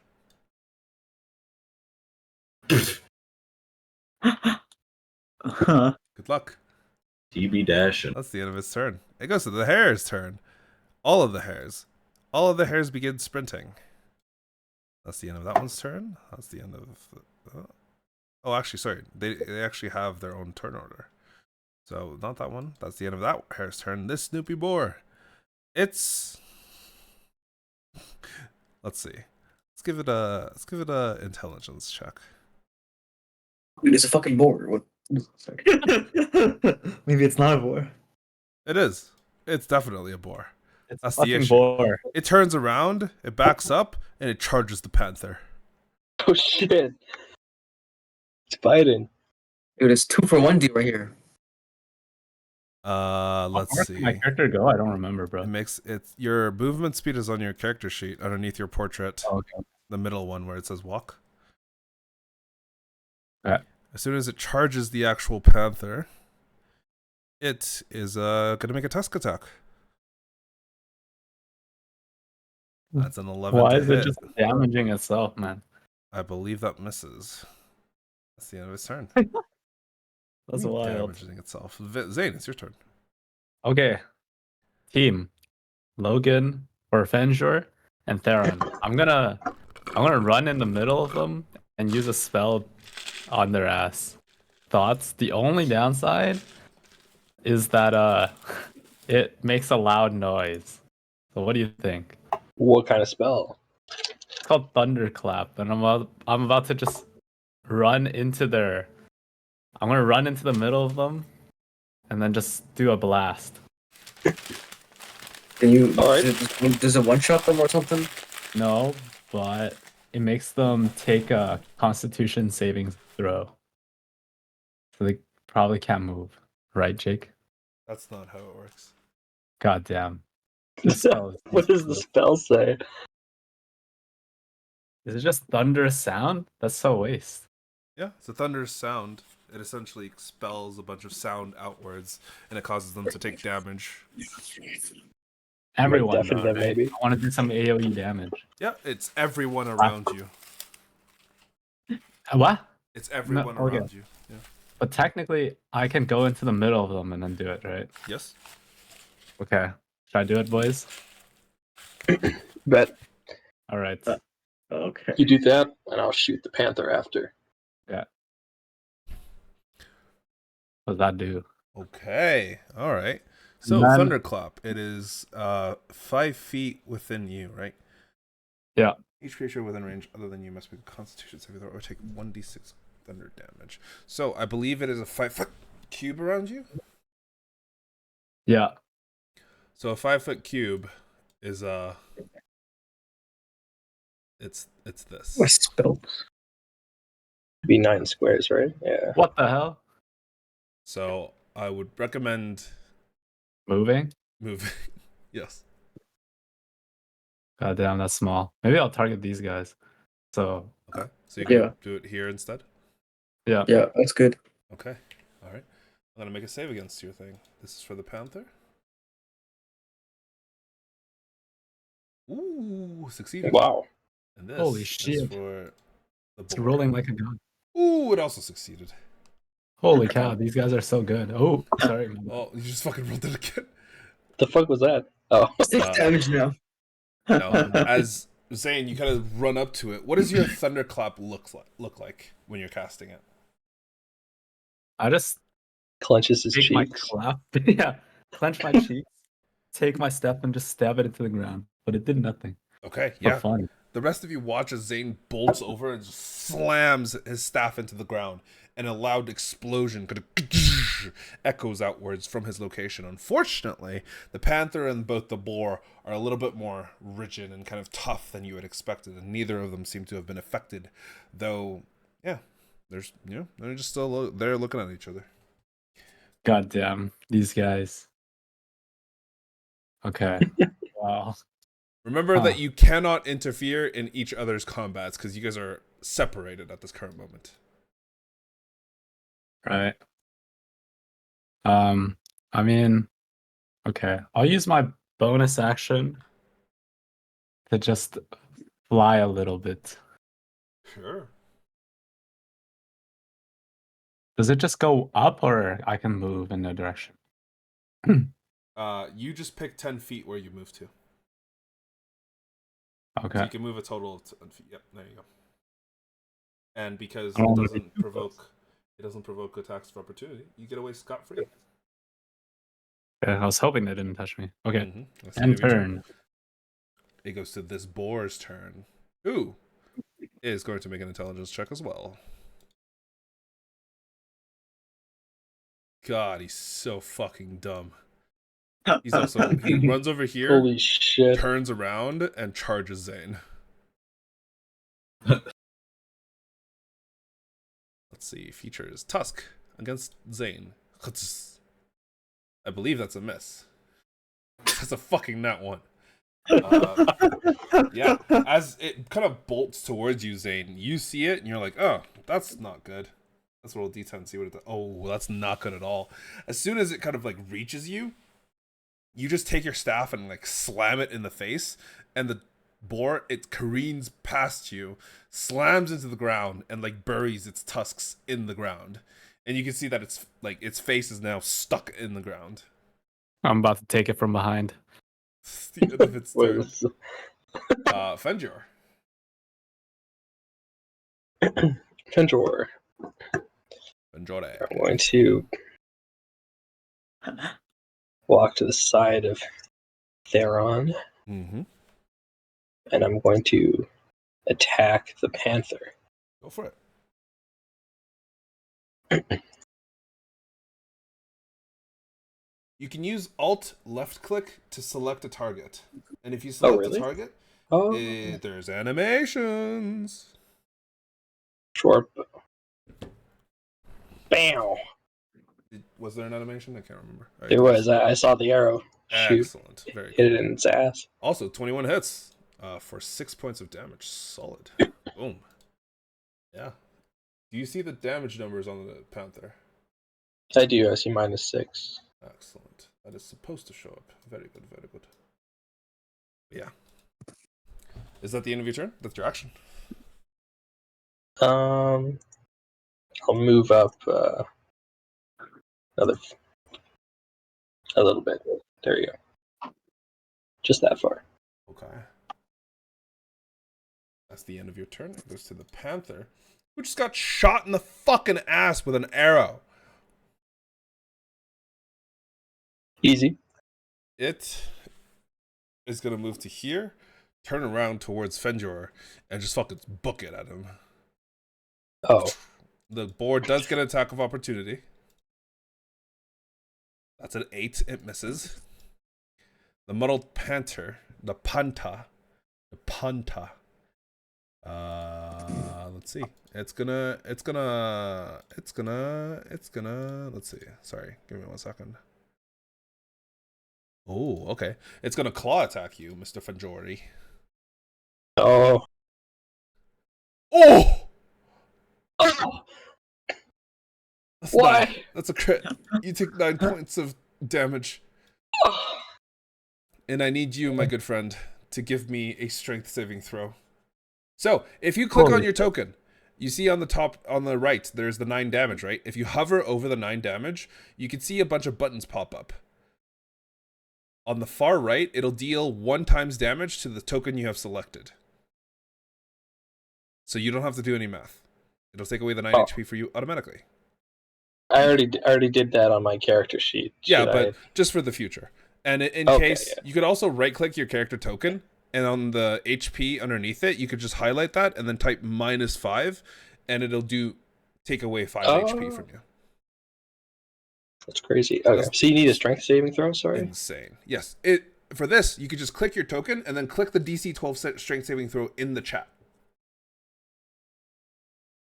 As long as I click my token. And it rolls it automatically for you. Oh, And it tells you if it's a success or a failure. Thankfully, you succeeded. Holy cow. The This panther, guy. as it jumped at you, it pounced on you, and it landed on your chest, on your shoulder, but you managed, it claws up your armor, and you reel bad. However, you managed to throw it off of you before it manages to pounce you to the ground. That is, however, the end of its turn. Theron. All right. Can I use this Toll the Dead against this panther? Yes, you can. Is 60 feet close enough? Or does that have to move? No, you don't have to move Right. at all. Each Okay. each tile on the ground, Yeah. you see all those tiles, right? Each one represents Yeah. 5 feet. Oh, yeah. Okay, never mind. Yeah, You are smack. more than within range. Yeah. If you wanted to All right. measure distance, on the top left of your game client, you can see that there's a ruler. If you pull out that ruler, you could use that to measure distances. Hmm.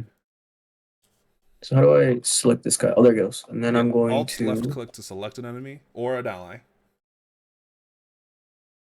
Woo! Shish! Okay, okay. Bing. Bing bong. Whoa, why does it roll it like that? Toll the Dead is not working as intended. Okay, give me 1 second. That is such a weird way to roll it. Give me 1 second. I'm just gonna change this because this isn't how it's supposed to roll. Seems kind of sus.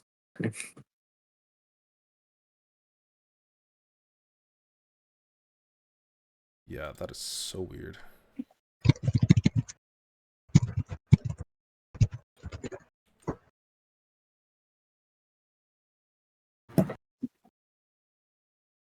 Here, I'll do this for you. Toll the Dead, injured target.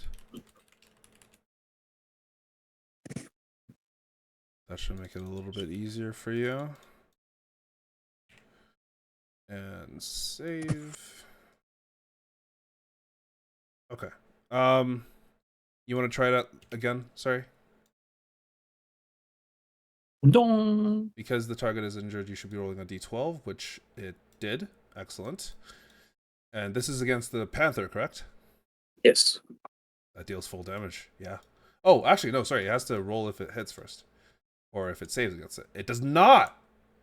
Or, sorry, it does, which means it doesn't take that damage. There you go. Sorry.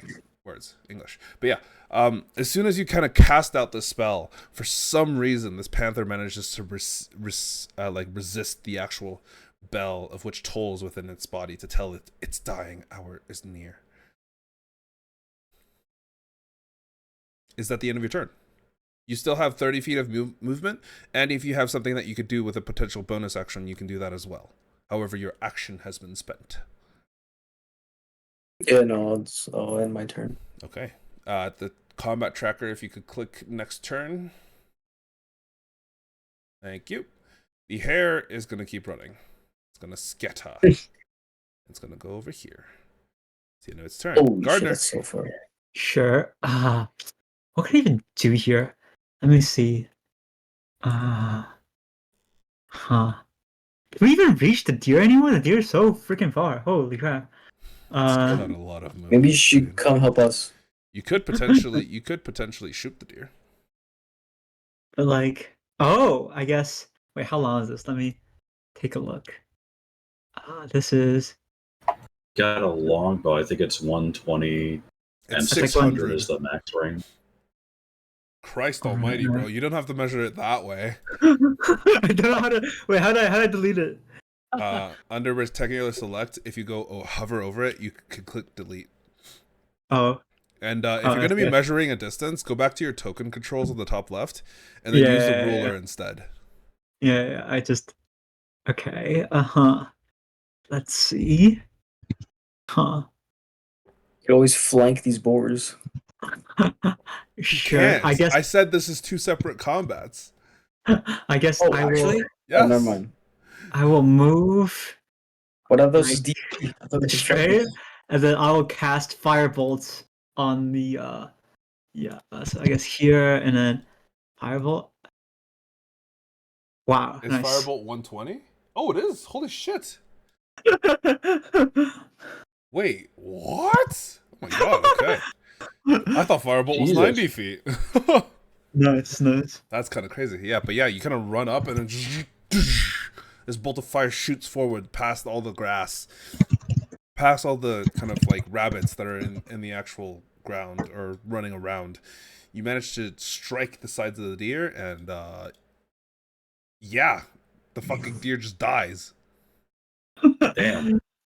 That's nice. You sharpshoot it, and the deer, like, unfortunately, you watch as it goes down that a portion of its fur and its pelt is kind of like burnt, and it's probably not going to be as valuable as if it was fully intact.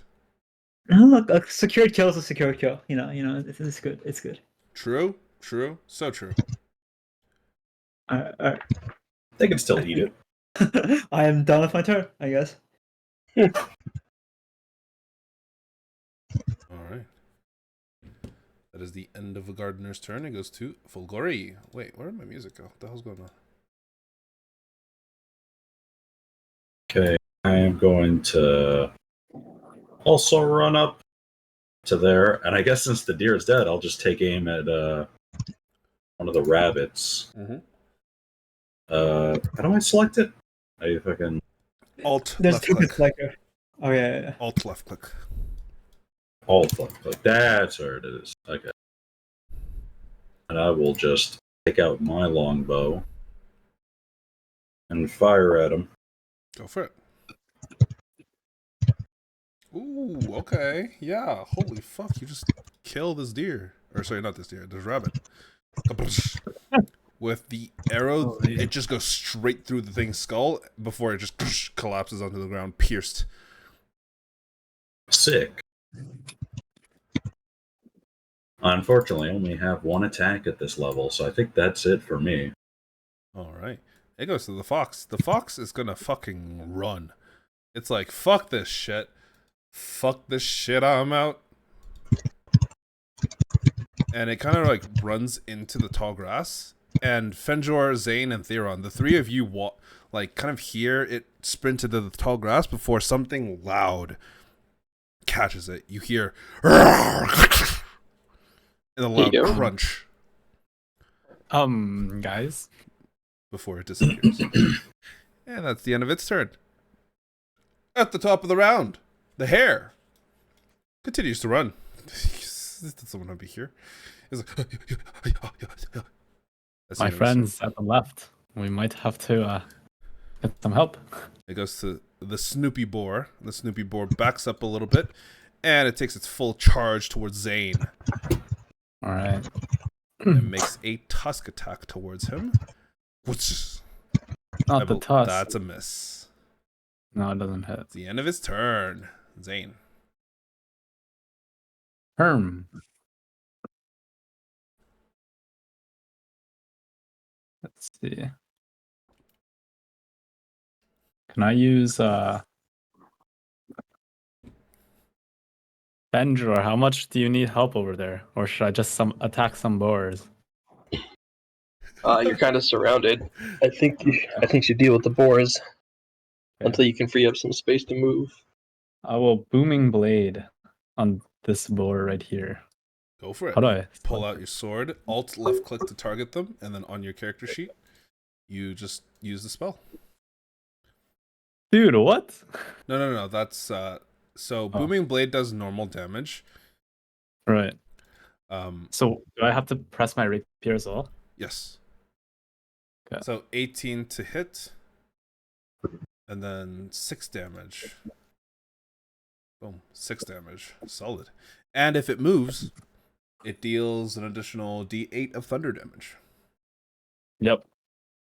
Okay. All right. I'm gonna bonus action this shit and just fly a little. Ooh, where are you going? I go this way. Oh, how do I can't move. You should be able to, because you're not using your drag token. Oh. All right. Yeah. As you kind of like using the momentum of your magic, you kind of like float into the air before spinning and landing there. That's the end of your turn. Yeah. Make sure you end the turn. Press the Oh, my end bad. turn buttons. Thank you. MB. Oh, I didn't even do that last time. This boar runs up to here, turns its way around, and goes whoops. Yo, you're getting ganked. Actually, No. sorry. Oh. I'm gonna check its intelligence to see who it goes after. Fuck me. It's a dumbass. It is so Access itself stupid. in confusion. No, it doesn't. But it does go up here, and it does actually target Fenjor. Oh, Theron, we're gonna need you over here. Oh, I think that actually misses. 13? 13. What's my AC? I forget where to even see that. Oh, 6. I have It's 16 directly AC. underneath your portrait. Yeah, 16 AC. Yeah, no, completely misses. Oh, As soon as wow. it kind of rushes over towards you, you just like, oh, dodge out of the way, away from the actual tusks, and yeah, you manage to successfully avoid whatever attack it was making. And you hear out of the bushes coming something as No. No. something approaches, and you can see now the edges of it as Oh. a strange, like blue creature with 4 legs and a large protruding horn out of its head begins to kind of like slowly. Boys, ditch the rabbit. It comes its way out of the actual grass, but you realize that as you're looking at it, this thing, it's pretty injured. Oh, damn. As in, its entire like front half has these various wounds of like large scratches or like large claw marks all over its entire front, and over its entire face you can see that one half of an eye is like covered in blood, and within its mouth you can see what appears to be the fox, or what the remains of the fox are, as it slowly comes kind of like limbers up towards you. Wait, what is going on with my fucking combat music? Hello? Not playing in a loop. Oh god! Ah! my God. Ah! Well, I hear it now. Oh my god! How do I? Did What? it just play every music at It the did. same time? Ah! Ah! Ah! I'm so sorry. My ears. Oh, why? Why did it? Oh, I'm so glad I had the volume turned down. oh my god! I'm so sorry.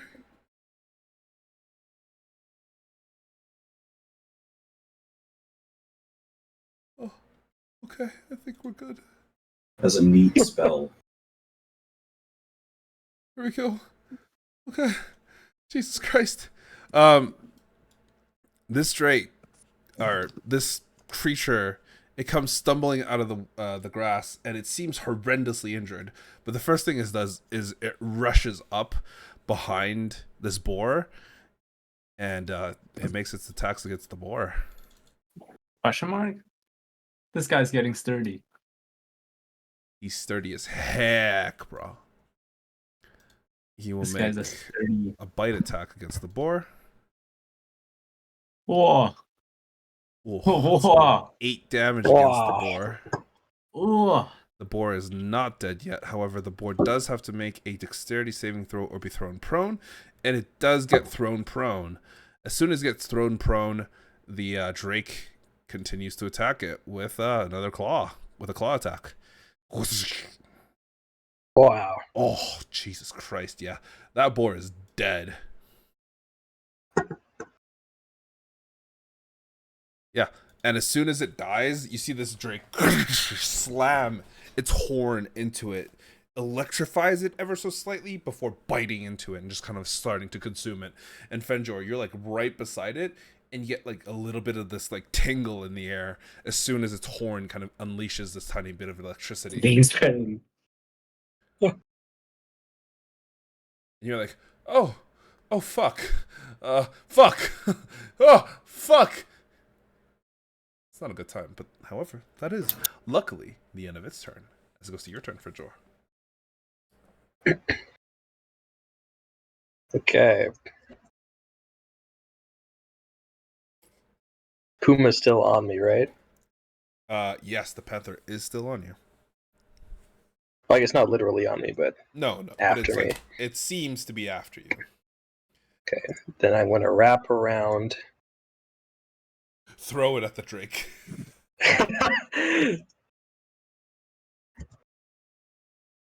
No, I'm not going to throw it at the drake. I'm glad the drake got the boar.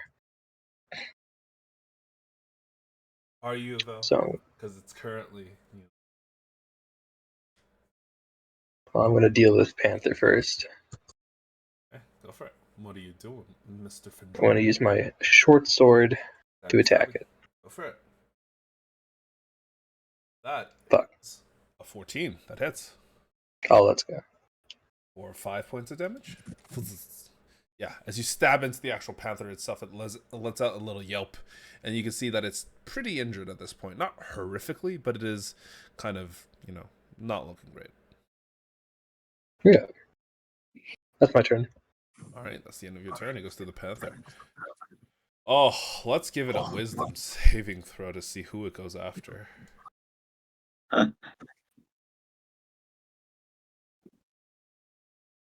Ooh.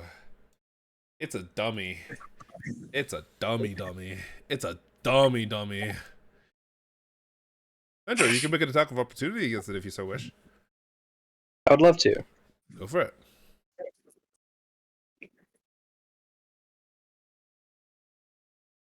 That's a miss, unfortunately. That's a natural 1. Roll me a d10. No.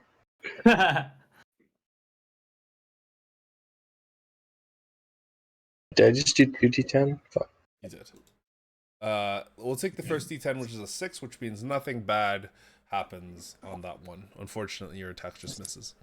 But as it kind of steps away, it would have gone like this, and then it would have like run back over here towards it so that I could get the running start. Why is this panther trying to die? Because I rolled a nat 1 for its wisdom save. Oh, Yeah, he's an idiot. You win some, you lose some. As it kind of sprints over, it makes it's gonna make a pounce attack, specifically claws.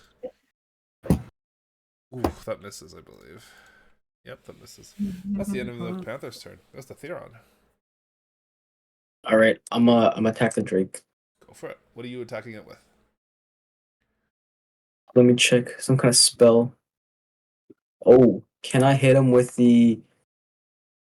No, poison spray. I need to be closer. Freak. Sure. Infestation. Or 30 Uh, feet versus. You are close One. enough for infestation.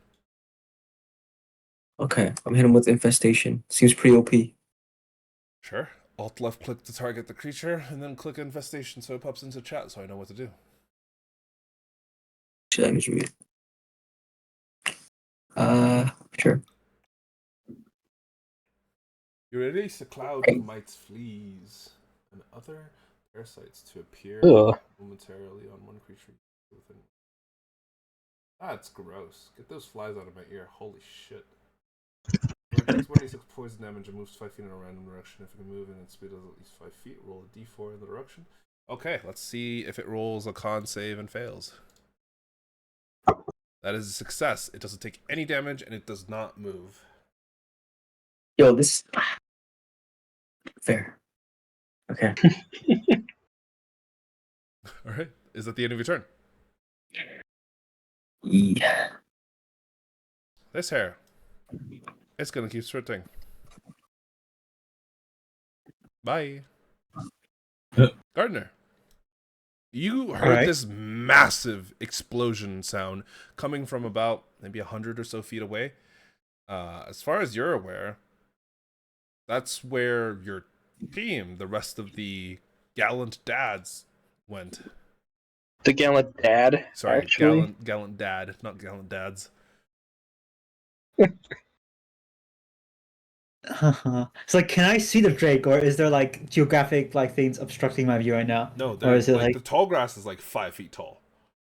Oh, okay, interesting. So you can see like portions out of it, and there's portions of it where it's a little bit more clear, which is basically why you could shoot that deer from so far away.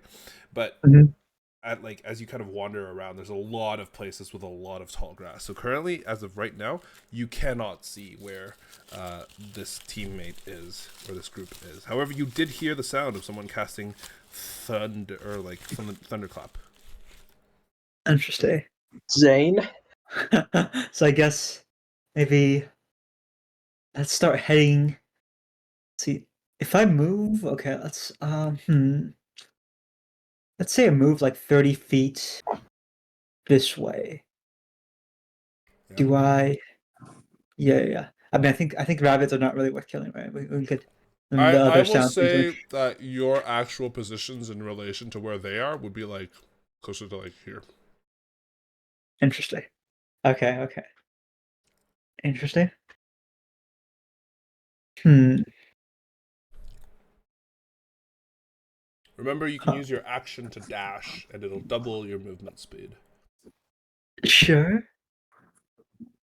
I guess. Oh, they already counted as me moving. Sure. Yeah, don't worry about Sure. it. You could just move up to 60 feet. Sure.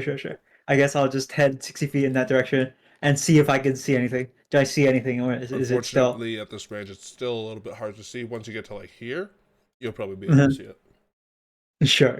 And I guess my turn. I don't have anything All else right, to full do. glory.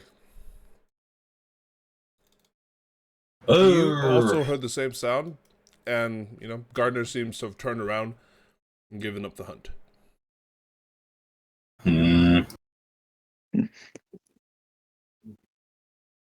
I'm just gonna shout at him and be like, "All right, let's make this quick. We're going back for that deer, though." Oh, that's true. We have to go back for the deer. Yeah. I'm gonna also dash to Okay. start running that direction, All and right. that'll be the end. The hair, it's gone. The boar, still here. Let's check its intelligence. You can do it, Snoopy Boar. Or, sorry, wisdom saving throw. We believe. It's a 14. It's smart enough that it fucking turns around and books it. But it takes damage for It does. running. Roll me a D8. Holy shit! Why is he running so goddamn far? This fucking guy. Roll me a D8. The damage Okay. it takes. Boar said, "Fuck this."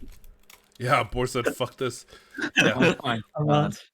As soon as it shifts and takes like a single step forward, you see your booming blade's energy kind of like wrap around its body and goes.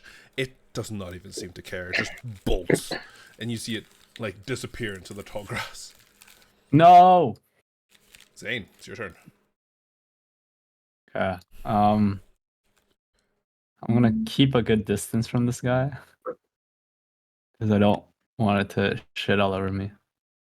I mean, you have 40 feet of movement, so. All right.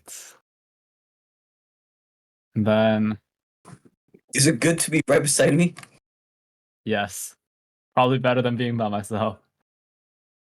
Can I do the chromatic orb? Ooh, yes, you can. 90 feet. Sheesh!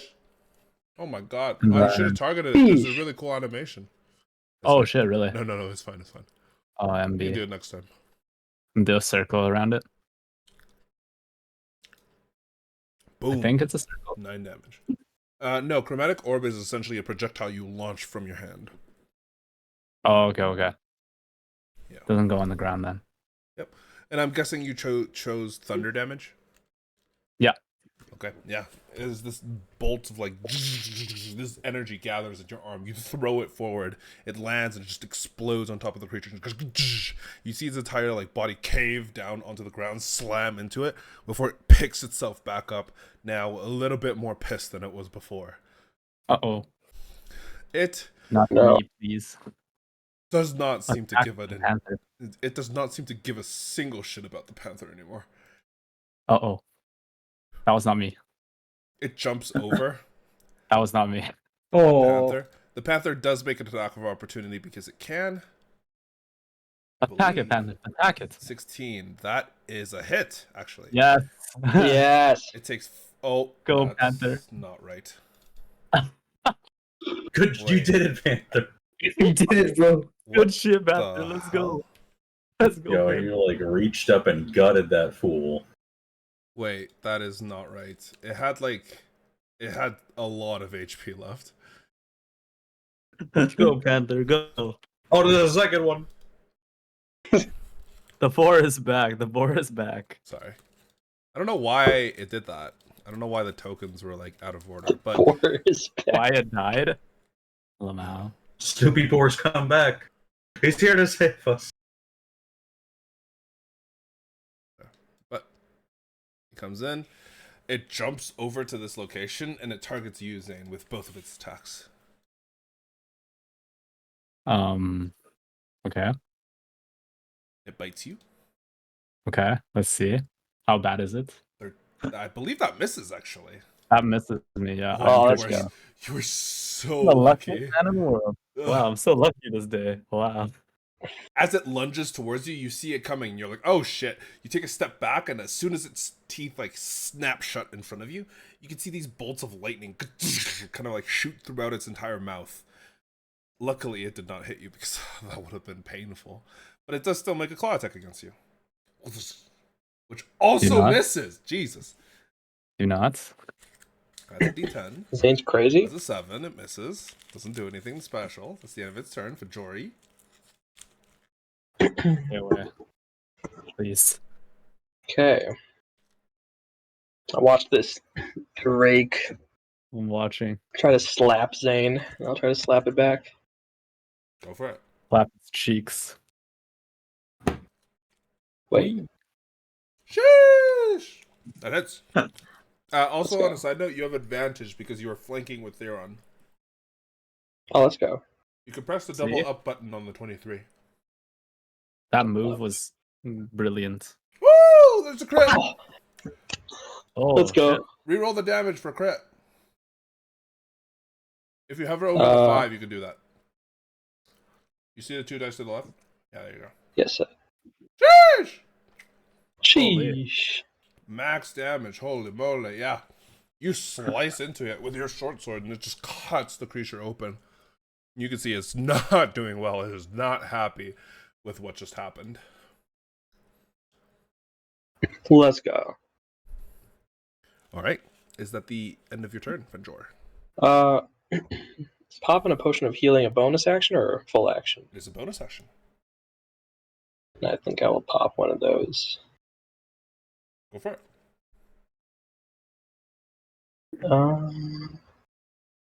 This is one of the ones you bought, right? At the market? Yes. Yeah, as you pop it, it doesn't do anything. Oh, this guy got scammed. No. Because that was to be expected. We should have, yeah. Oh shit. Rip gold. I mean, That's, it that's the end smelled of my and turn it then. tasted like the real thing, but none of the I feel actual like- effects were observed. Ah, shit, it was expired. Shit. I feel like it's more work to like deliberately like deceive you rather than to just make the like I don't know to imitate it. I don't know. How do I end my turn again? But like, what's the thing I do? It's on the combat It's a tracker. little You button. can press the little button to click next turn. I might have closed that. How do I? You can right click to pop it back out at the top right, the cross Top swords. Yeah. You can Oh, I pop. You can see. pop Oh, I see anything it out now. if you want. Okay. Yeah, the Muddled Panther, man, this guy's a fucking dumbass. He's coming back in, baby. He wants another round. I'm gonna kill him again. Technically, You going nowhere. because Zane is threatening it, and the Panther, even though you're not on the Panther's side, you guys are both enemies of the Drake. Therefore, the Panther has advantage. That's a Yeah, the board's 15. still- That hits. It The deals board's still here. It deals 6 points of damage to the Drake. And the Drake has to make a strength saving throw. Which it fails! Oh, Oh my god! That one. Ouch. The Panther gets a bonus action bite. Wait, the Panther's gonna kill this guy. Oh my god! It did. Let's go Panther. You did it, Muddled Panther. Good job. Yeah, the Panther just kind Good of runs job, in, Panther. bites it on the back of the neck, and just like rips one of the armor plates out before one of the claws comes down and scratches and like cuts the throat. And you can see the entire like Drake just kind of slams into the ground, dead. Nice. Damn. Okay, that's the end of the Muddled Panther's turn. It's Theron's turn. Theron, attack this Panther. Kill it. Yeah, I I'm can- gonna kill this Panther. I better do some damage. I'm cheesed. Wait, is the Snoopy Boar? Oh, the Snoopy Boar is on the combat initiative. Why is it here? But it ran away, no? Yeah, I was like, it ran away. Why the fuck is it here? Yeah, Wow. it came back like a turn ago. No, I no, guess- it should be down there. How is so far? He's running, dude. I'm gonna hit Wait, you. what do you mean, Sprinting. Zane? You have a movement of 40 feet. Oh shit. You could catch up to it in one turn. Yeah, I will catch up to it soon. TM. Did I roll this yet? What are you doing, Theron? Wait, how do I roll this? Arms of. Oh, never mind. It doesn't do shit. Are I you think. rolling for Arms of Hadar? Yeah. He's attempting. You're using the And spell Rachel? Arms of Hadar. Yeah, you can use it. When you cast it, I'm pretty sure it requires you to consume a spell slot and to place a measured template, which you have to place the measured template before it goes off.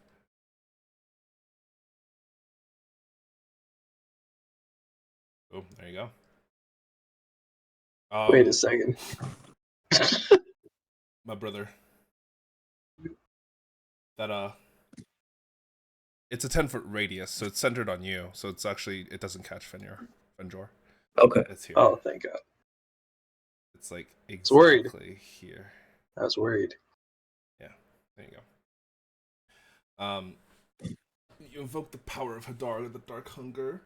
Tendrils of dark energy erupt from you and bad or all creatures within 10 feet of you. Each creature in that area must make a strength saving throw.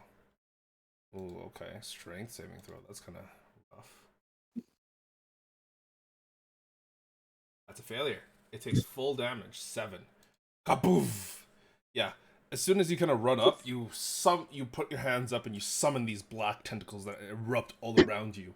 And in that brief moment, an explosion of darkness and sin goes off and kills the fucking panther just straight upright.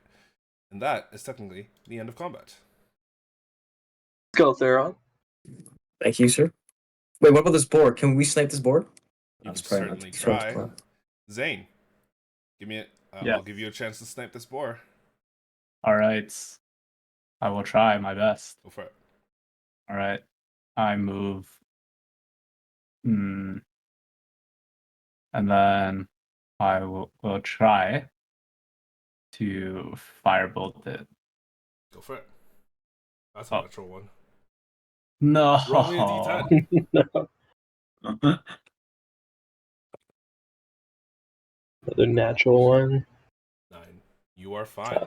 Nothing bad happens. However, as soon as you shoot forward this firebolt, the board just kind of nimbly dodges to the side, almost like it had been expecting it. God damn. I will give That's so Fenjor stupid. and Theron one chance as well. All right, team. I'm ready. I'm ready to move.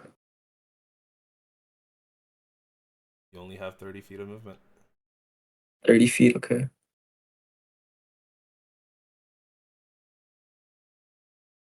Targeting that. There we go. Hit him with the. Sorry, can I cast spell on him? Yeah, you can. I will shoot him with the short bow. Or should I wait for Theron to do his? Oh, you do you first. You do you first. Boom. Ooh, okay. That definitely hits. 10 Oh. points of damage. Oh my god. It survives. Damn. As the arrow goes straight into like the top of its ribs, you can see it's pierced something important. It slows down ever so slightly. All right, team. All right, I rolled. I hit him with the something blast, Eldritch blast. Eldritch Blast. Okay, roll me an Eldritch Blast. You should also Did. target it. Make sure. Oh, 12. 12 actually hits. Yeah. As you Let's blast go. it, the actual creature falls over dead. Nice. Congratulations. Well done, ladies and gentlemen. Unfortunate. I guess we could. That's a good fortune. I found the biggest. Yeah, it did. And as you guys kind of gather all these creatures together, I'll say that without any issues, the deer also gets brought over. However, the two hares did escape. That feels like a fair trade. Let's see. This boar is also dead. I'll bring it back up here. Bring all these guys over here. Delete this template. Yeah. As you guys are kind of like looking over your score for a little bit, you still have approximately like 3 hours to go. Like it's been quite a bit of time, but it hasn't been that much, you know. It is like 9 o'clock at night, and you realize that the time limit was specifically set for midnight. So you have another couple hours to go if you wanted to try and hunt more. However, it would be probably pretty difficult given that it is in darkness. I don't know about you guys, but I say we haul this back to the chest thing and claim it for ourselves. Yep. I mean, like the rules stipulated we could steal kills, right? I mean, the 3 hours, like we ambush whoever's like whoever is like hunting some big stuff and try like snipe it off of them. Maybe I think like that's like reasonable. But like, how far away are we from the from the base? Like, it's like how much time would it take to like get back, carrying everything we needed, or have you Probably already like 20 to 30 minutes to walk all the way back, especially with all your stuff. Interesting. What do you guys think? We should probably bring it back first. And then maybe we can get like a last minute hunt. Sure. That's what I think we should do. Sounds reasonable. As you guys are kind of doing this, give me a perception check. Oh, someone's trying to Ooh. steal from us.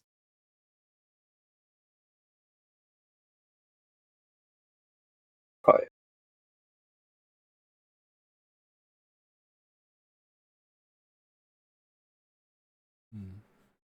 Okay. See. Wait one second. Still need one more from Gardner. Okay. Fulgor, Theron, you don't really spot anything. Zane, Gardner, you hear some rustling in the nearby bushes, but you can't tell where it really comes from. But Fenjor, there is someone in these bushes, and you could pinpoint almost exactly where they are. But it's only one person, surprisingly. And in that brief moment, you kind of like look over to where they are, and you see that it appears to be like a 15, 16-year-old girl who's got like all this loose hair all about her, and she is holding like a bow and arrow and has it pointed towards just in general right now Zane, but she's like not really moving, and as soon as you actually spot her, you see her eyes get wide, and she's like, oh, shit, and she ducks back into the bush and starts running. How much do we get for hunting the girl?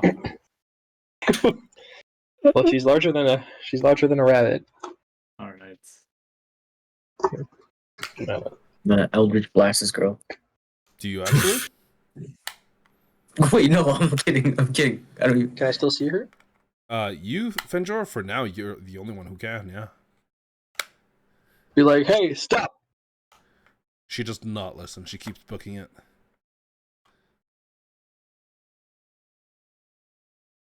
And eventually she disappears into the tall grass. Damn. Huh. Okay, well, let's No, that was weird. There's like a little girl staring at us. Interesting. Was she a local? Like, were you able to tell? Was I able to tell? With a 22? Yeah, I'll say you were able to tell. It did look like a local, yes. Yeah, some kind of local girl in here. Yeah, they did not look like an adventurer. They didn't have like the same garb. They don't have armor. Their bow looked really ramshackle and kind of homemade. Their arrow was like decent though, but you know, it's just an arrow. I thought only the hired mercenaries were allowed in this part of the woods or fields.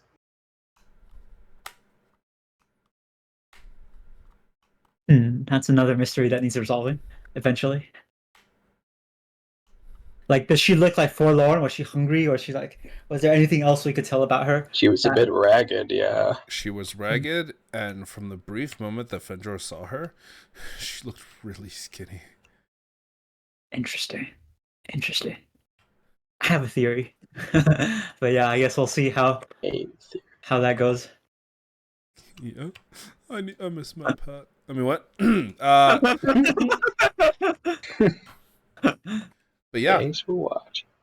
uh, uh, but yeah, as you guys kind of like bring all this stuff back, thankfully, it seems the majority of the other parties have either retreated, gone to another turn-in post, or they're still out in the fields. But you managed to turn in all of your kills. One of the Drakengard, he kind of looks down, sees the Drake, and he's like, "By the fucking gods above, you killed a Drake?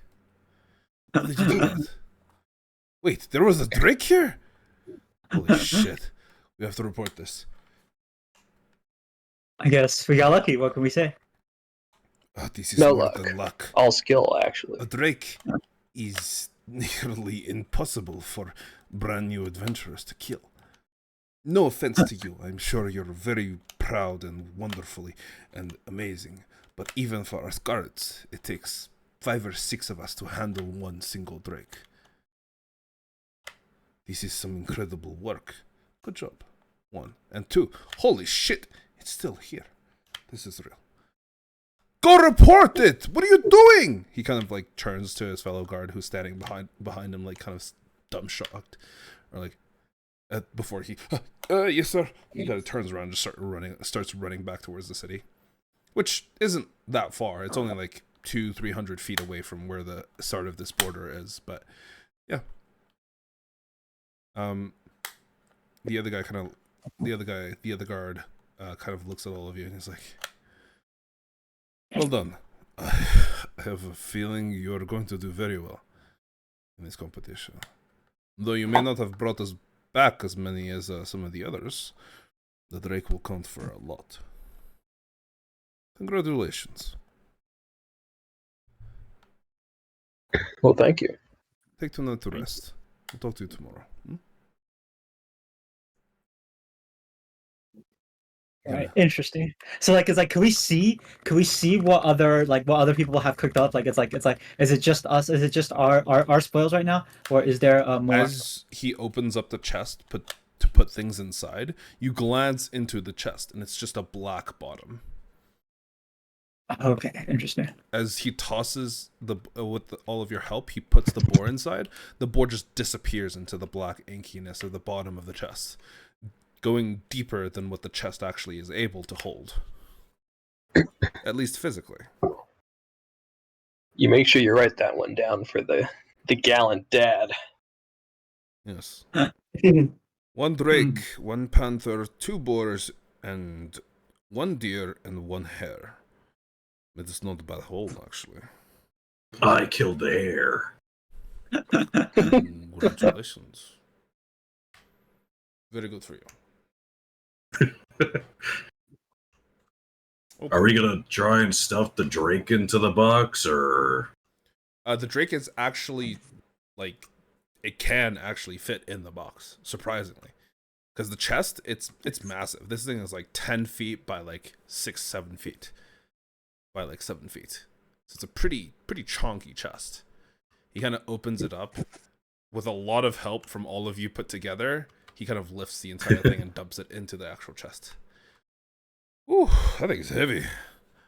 Oh, they're dense. Well, at least we're done with that now. So, let's get going. I can't wait to go back into the city. Before he just starts walking back without you guys. Just leaves. I guess job well done. We should take a well-deserved break, I suppose. Like, so it's like, what do we think? Like, it's like, was the drink planned, or is it like, were we lucky? I don't think there are luck. There are coincidences. This this obvious, right? I don't know. Like, it's like what would even be the purpose of a contest like this? It doesn't make sense that, like, why spend all this extra money to get like extravagant adventurers to help them hunt it, right? Like, it's like, what's something the locals can't do themselves? You know, I guess these are questions that we should be asking, right? Because it's like, what exactly are they here for? You know, even the guards could do it, right? So it's like what exactly is the purpose? You know, I'm more wondering how the hell a Drake got past all the guards. They taped this whole damn place off. I'm wondering what injured it before we got to it. interesting. It's all very interesting questions. All right. But as all of you begin to wander back towards the actual city itself, I will actually call the session here.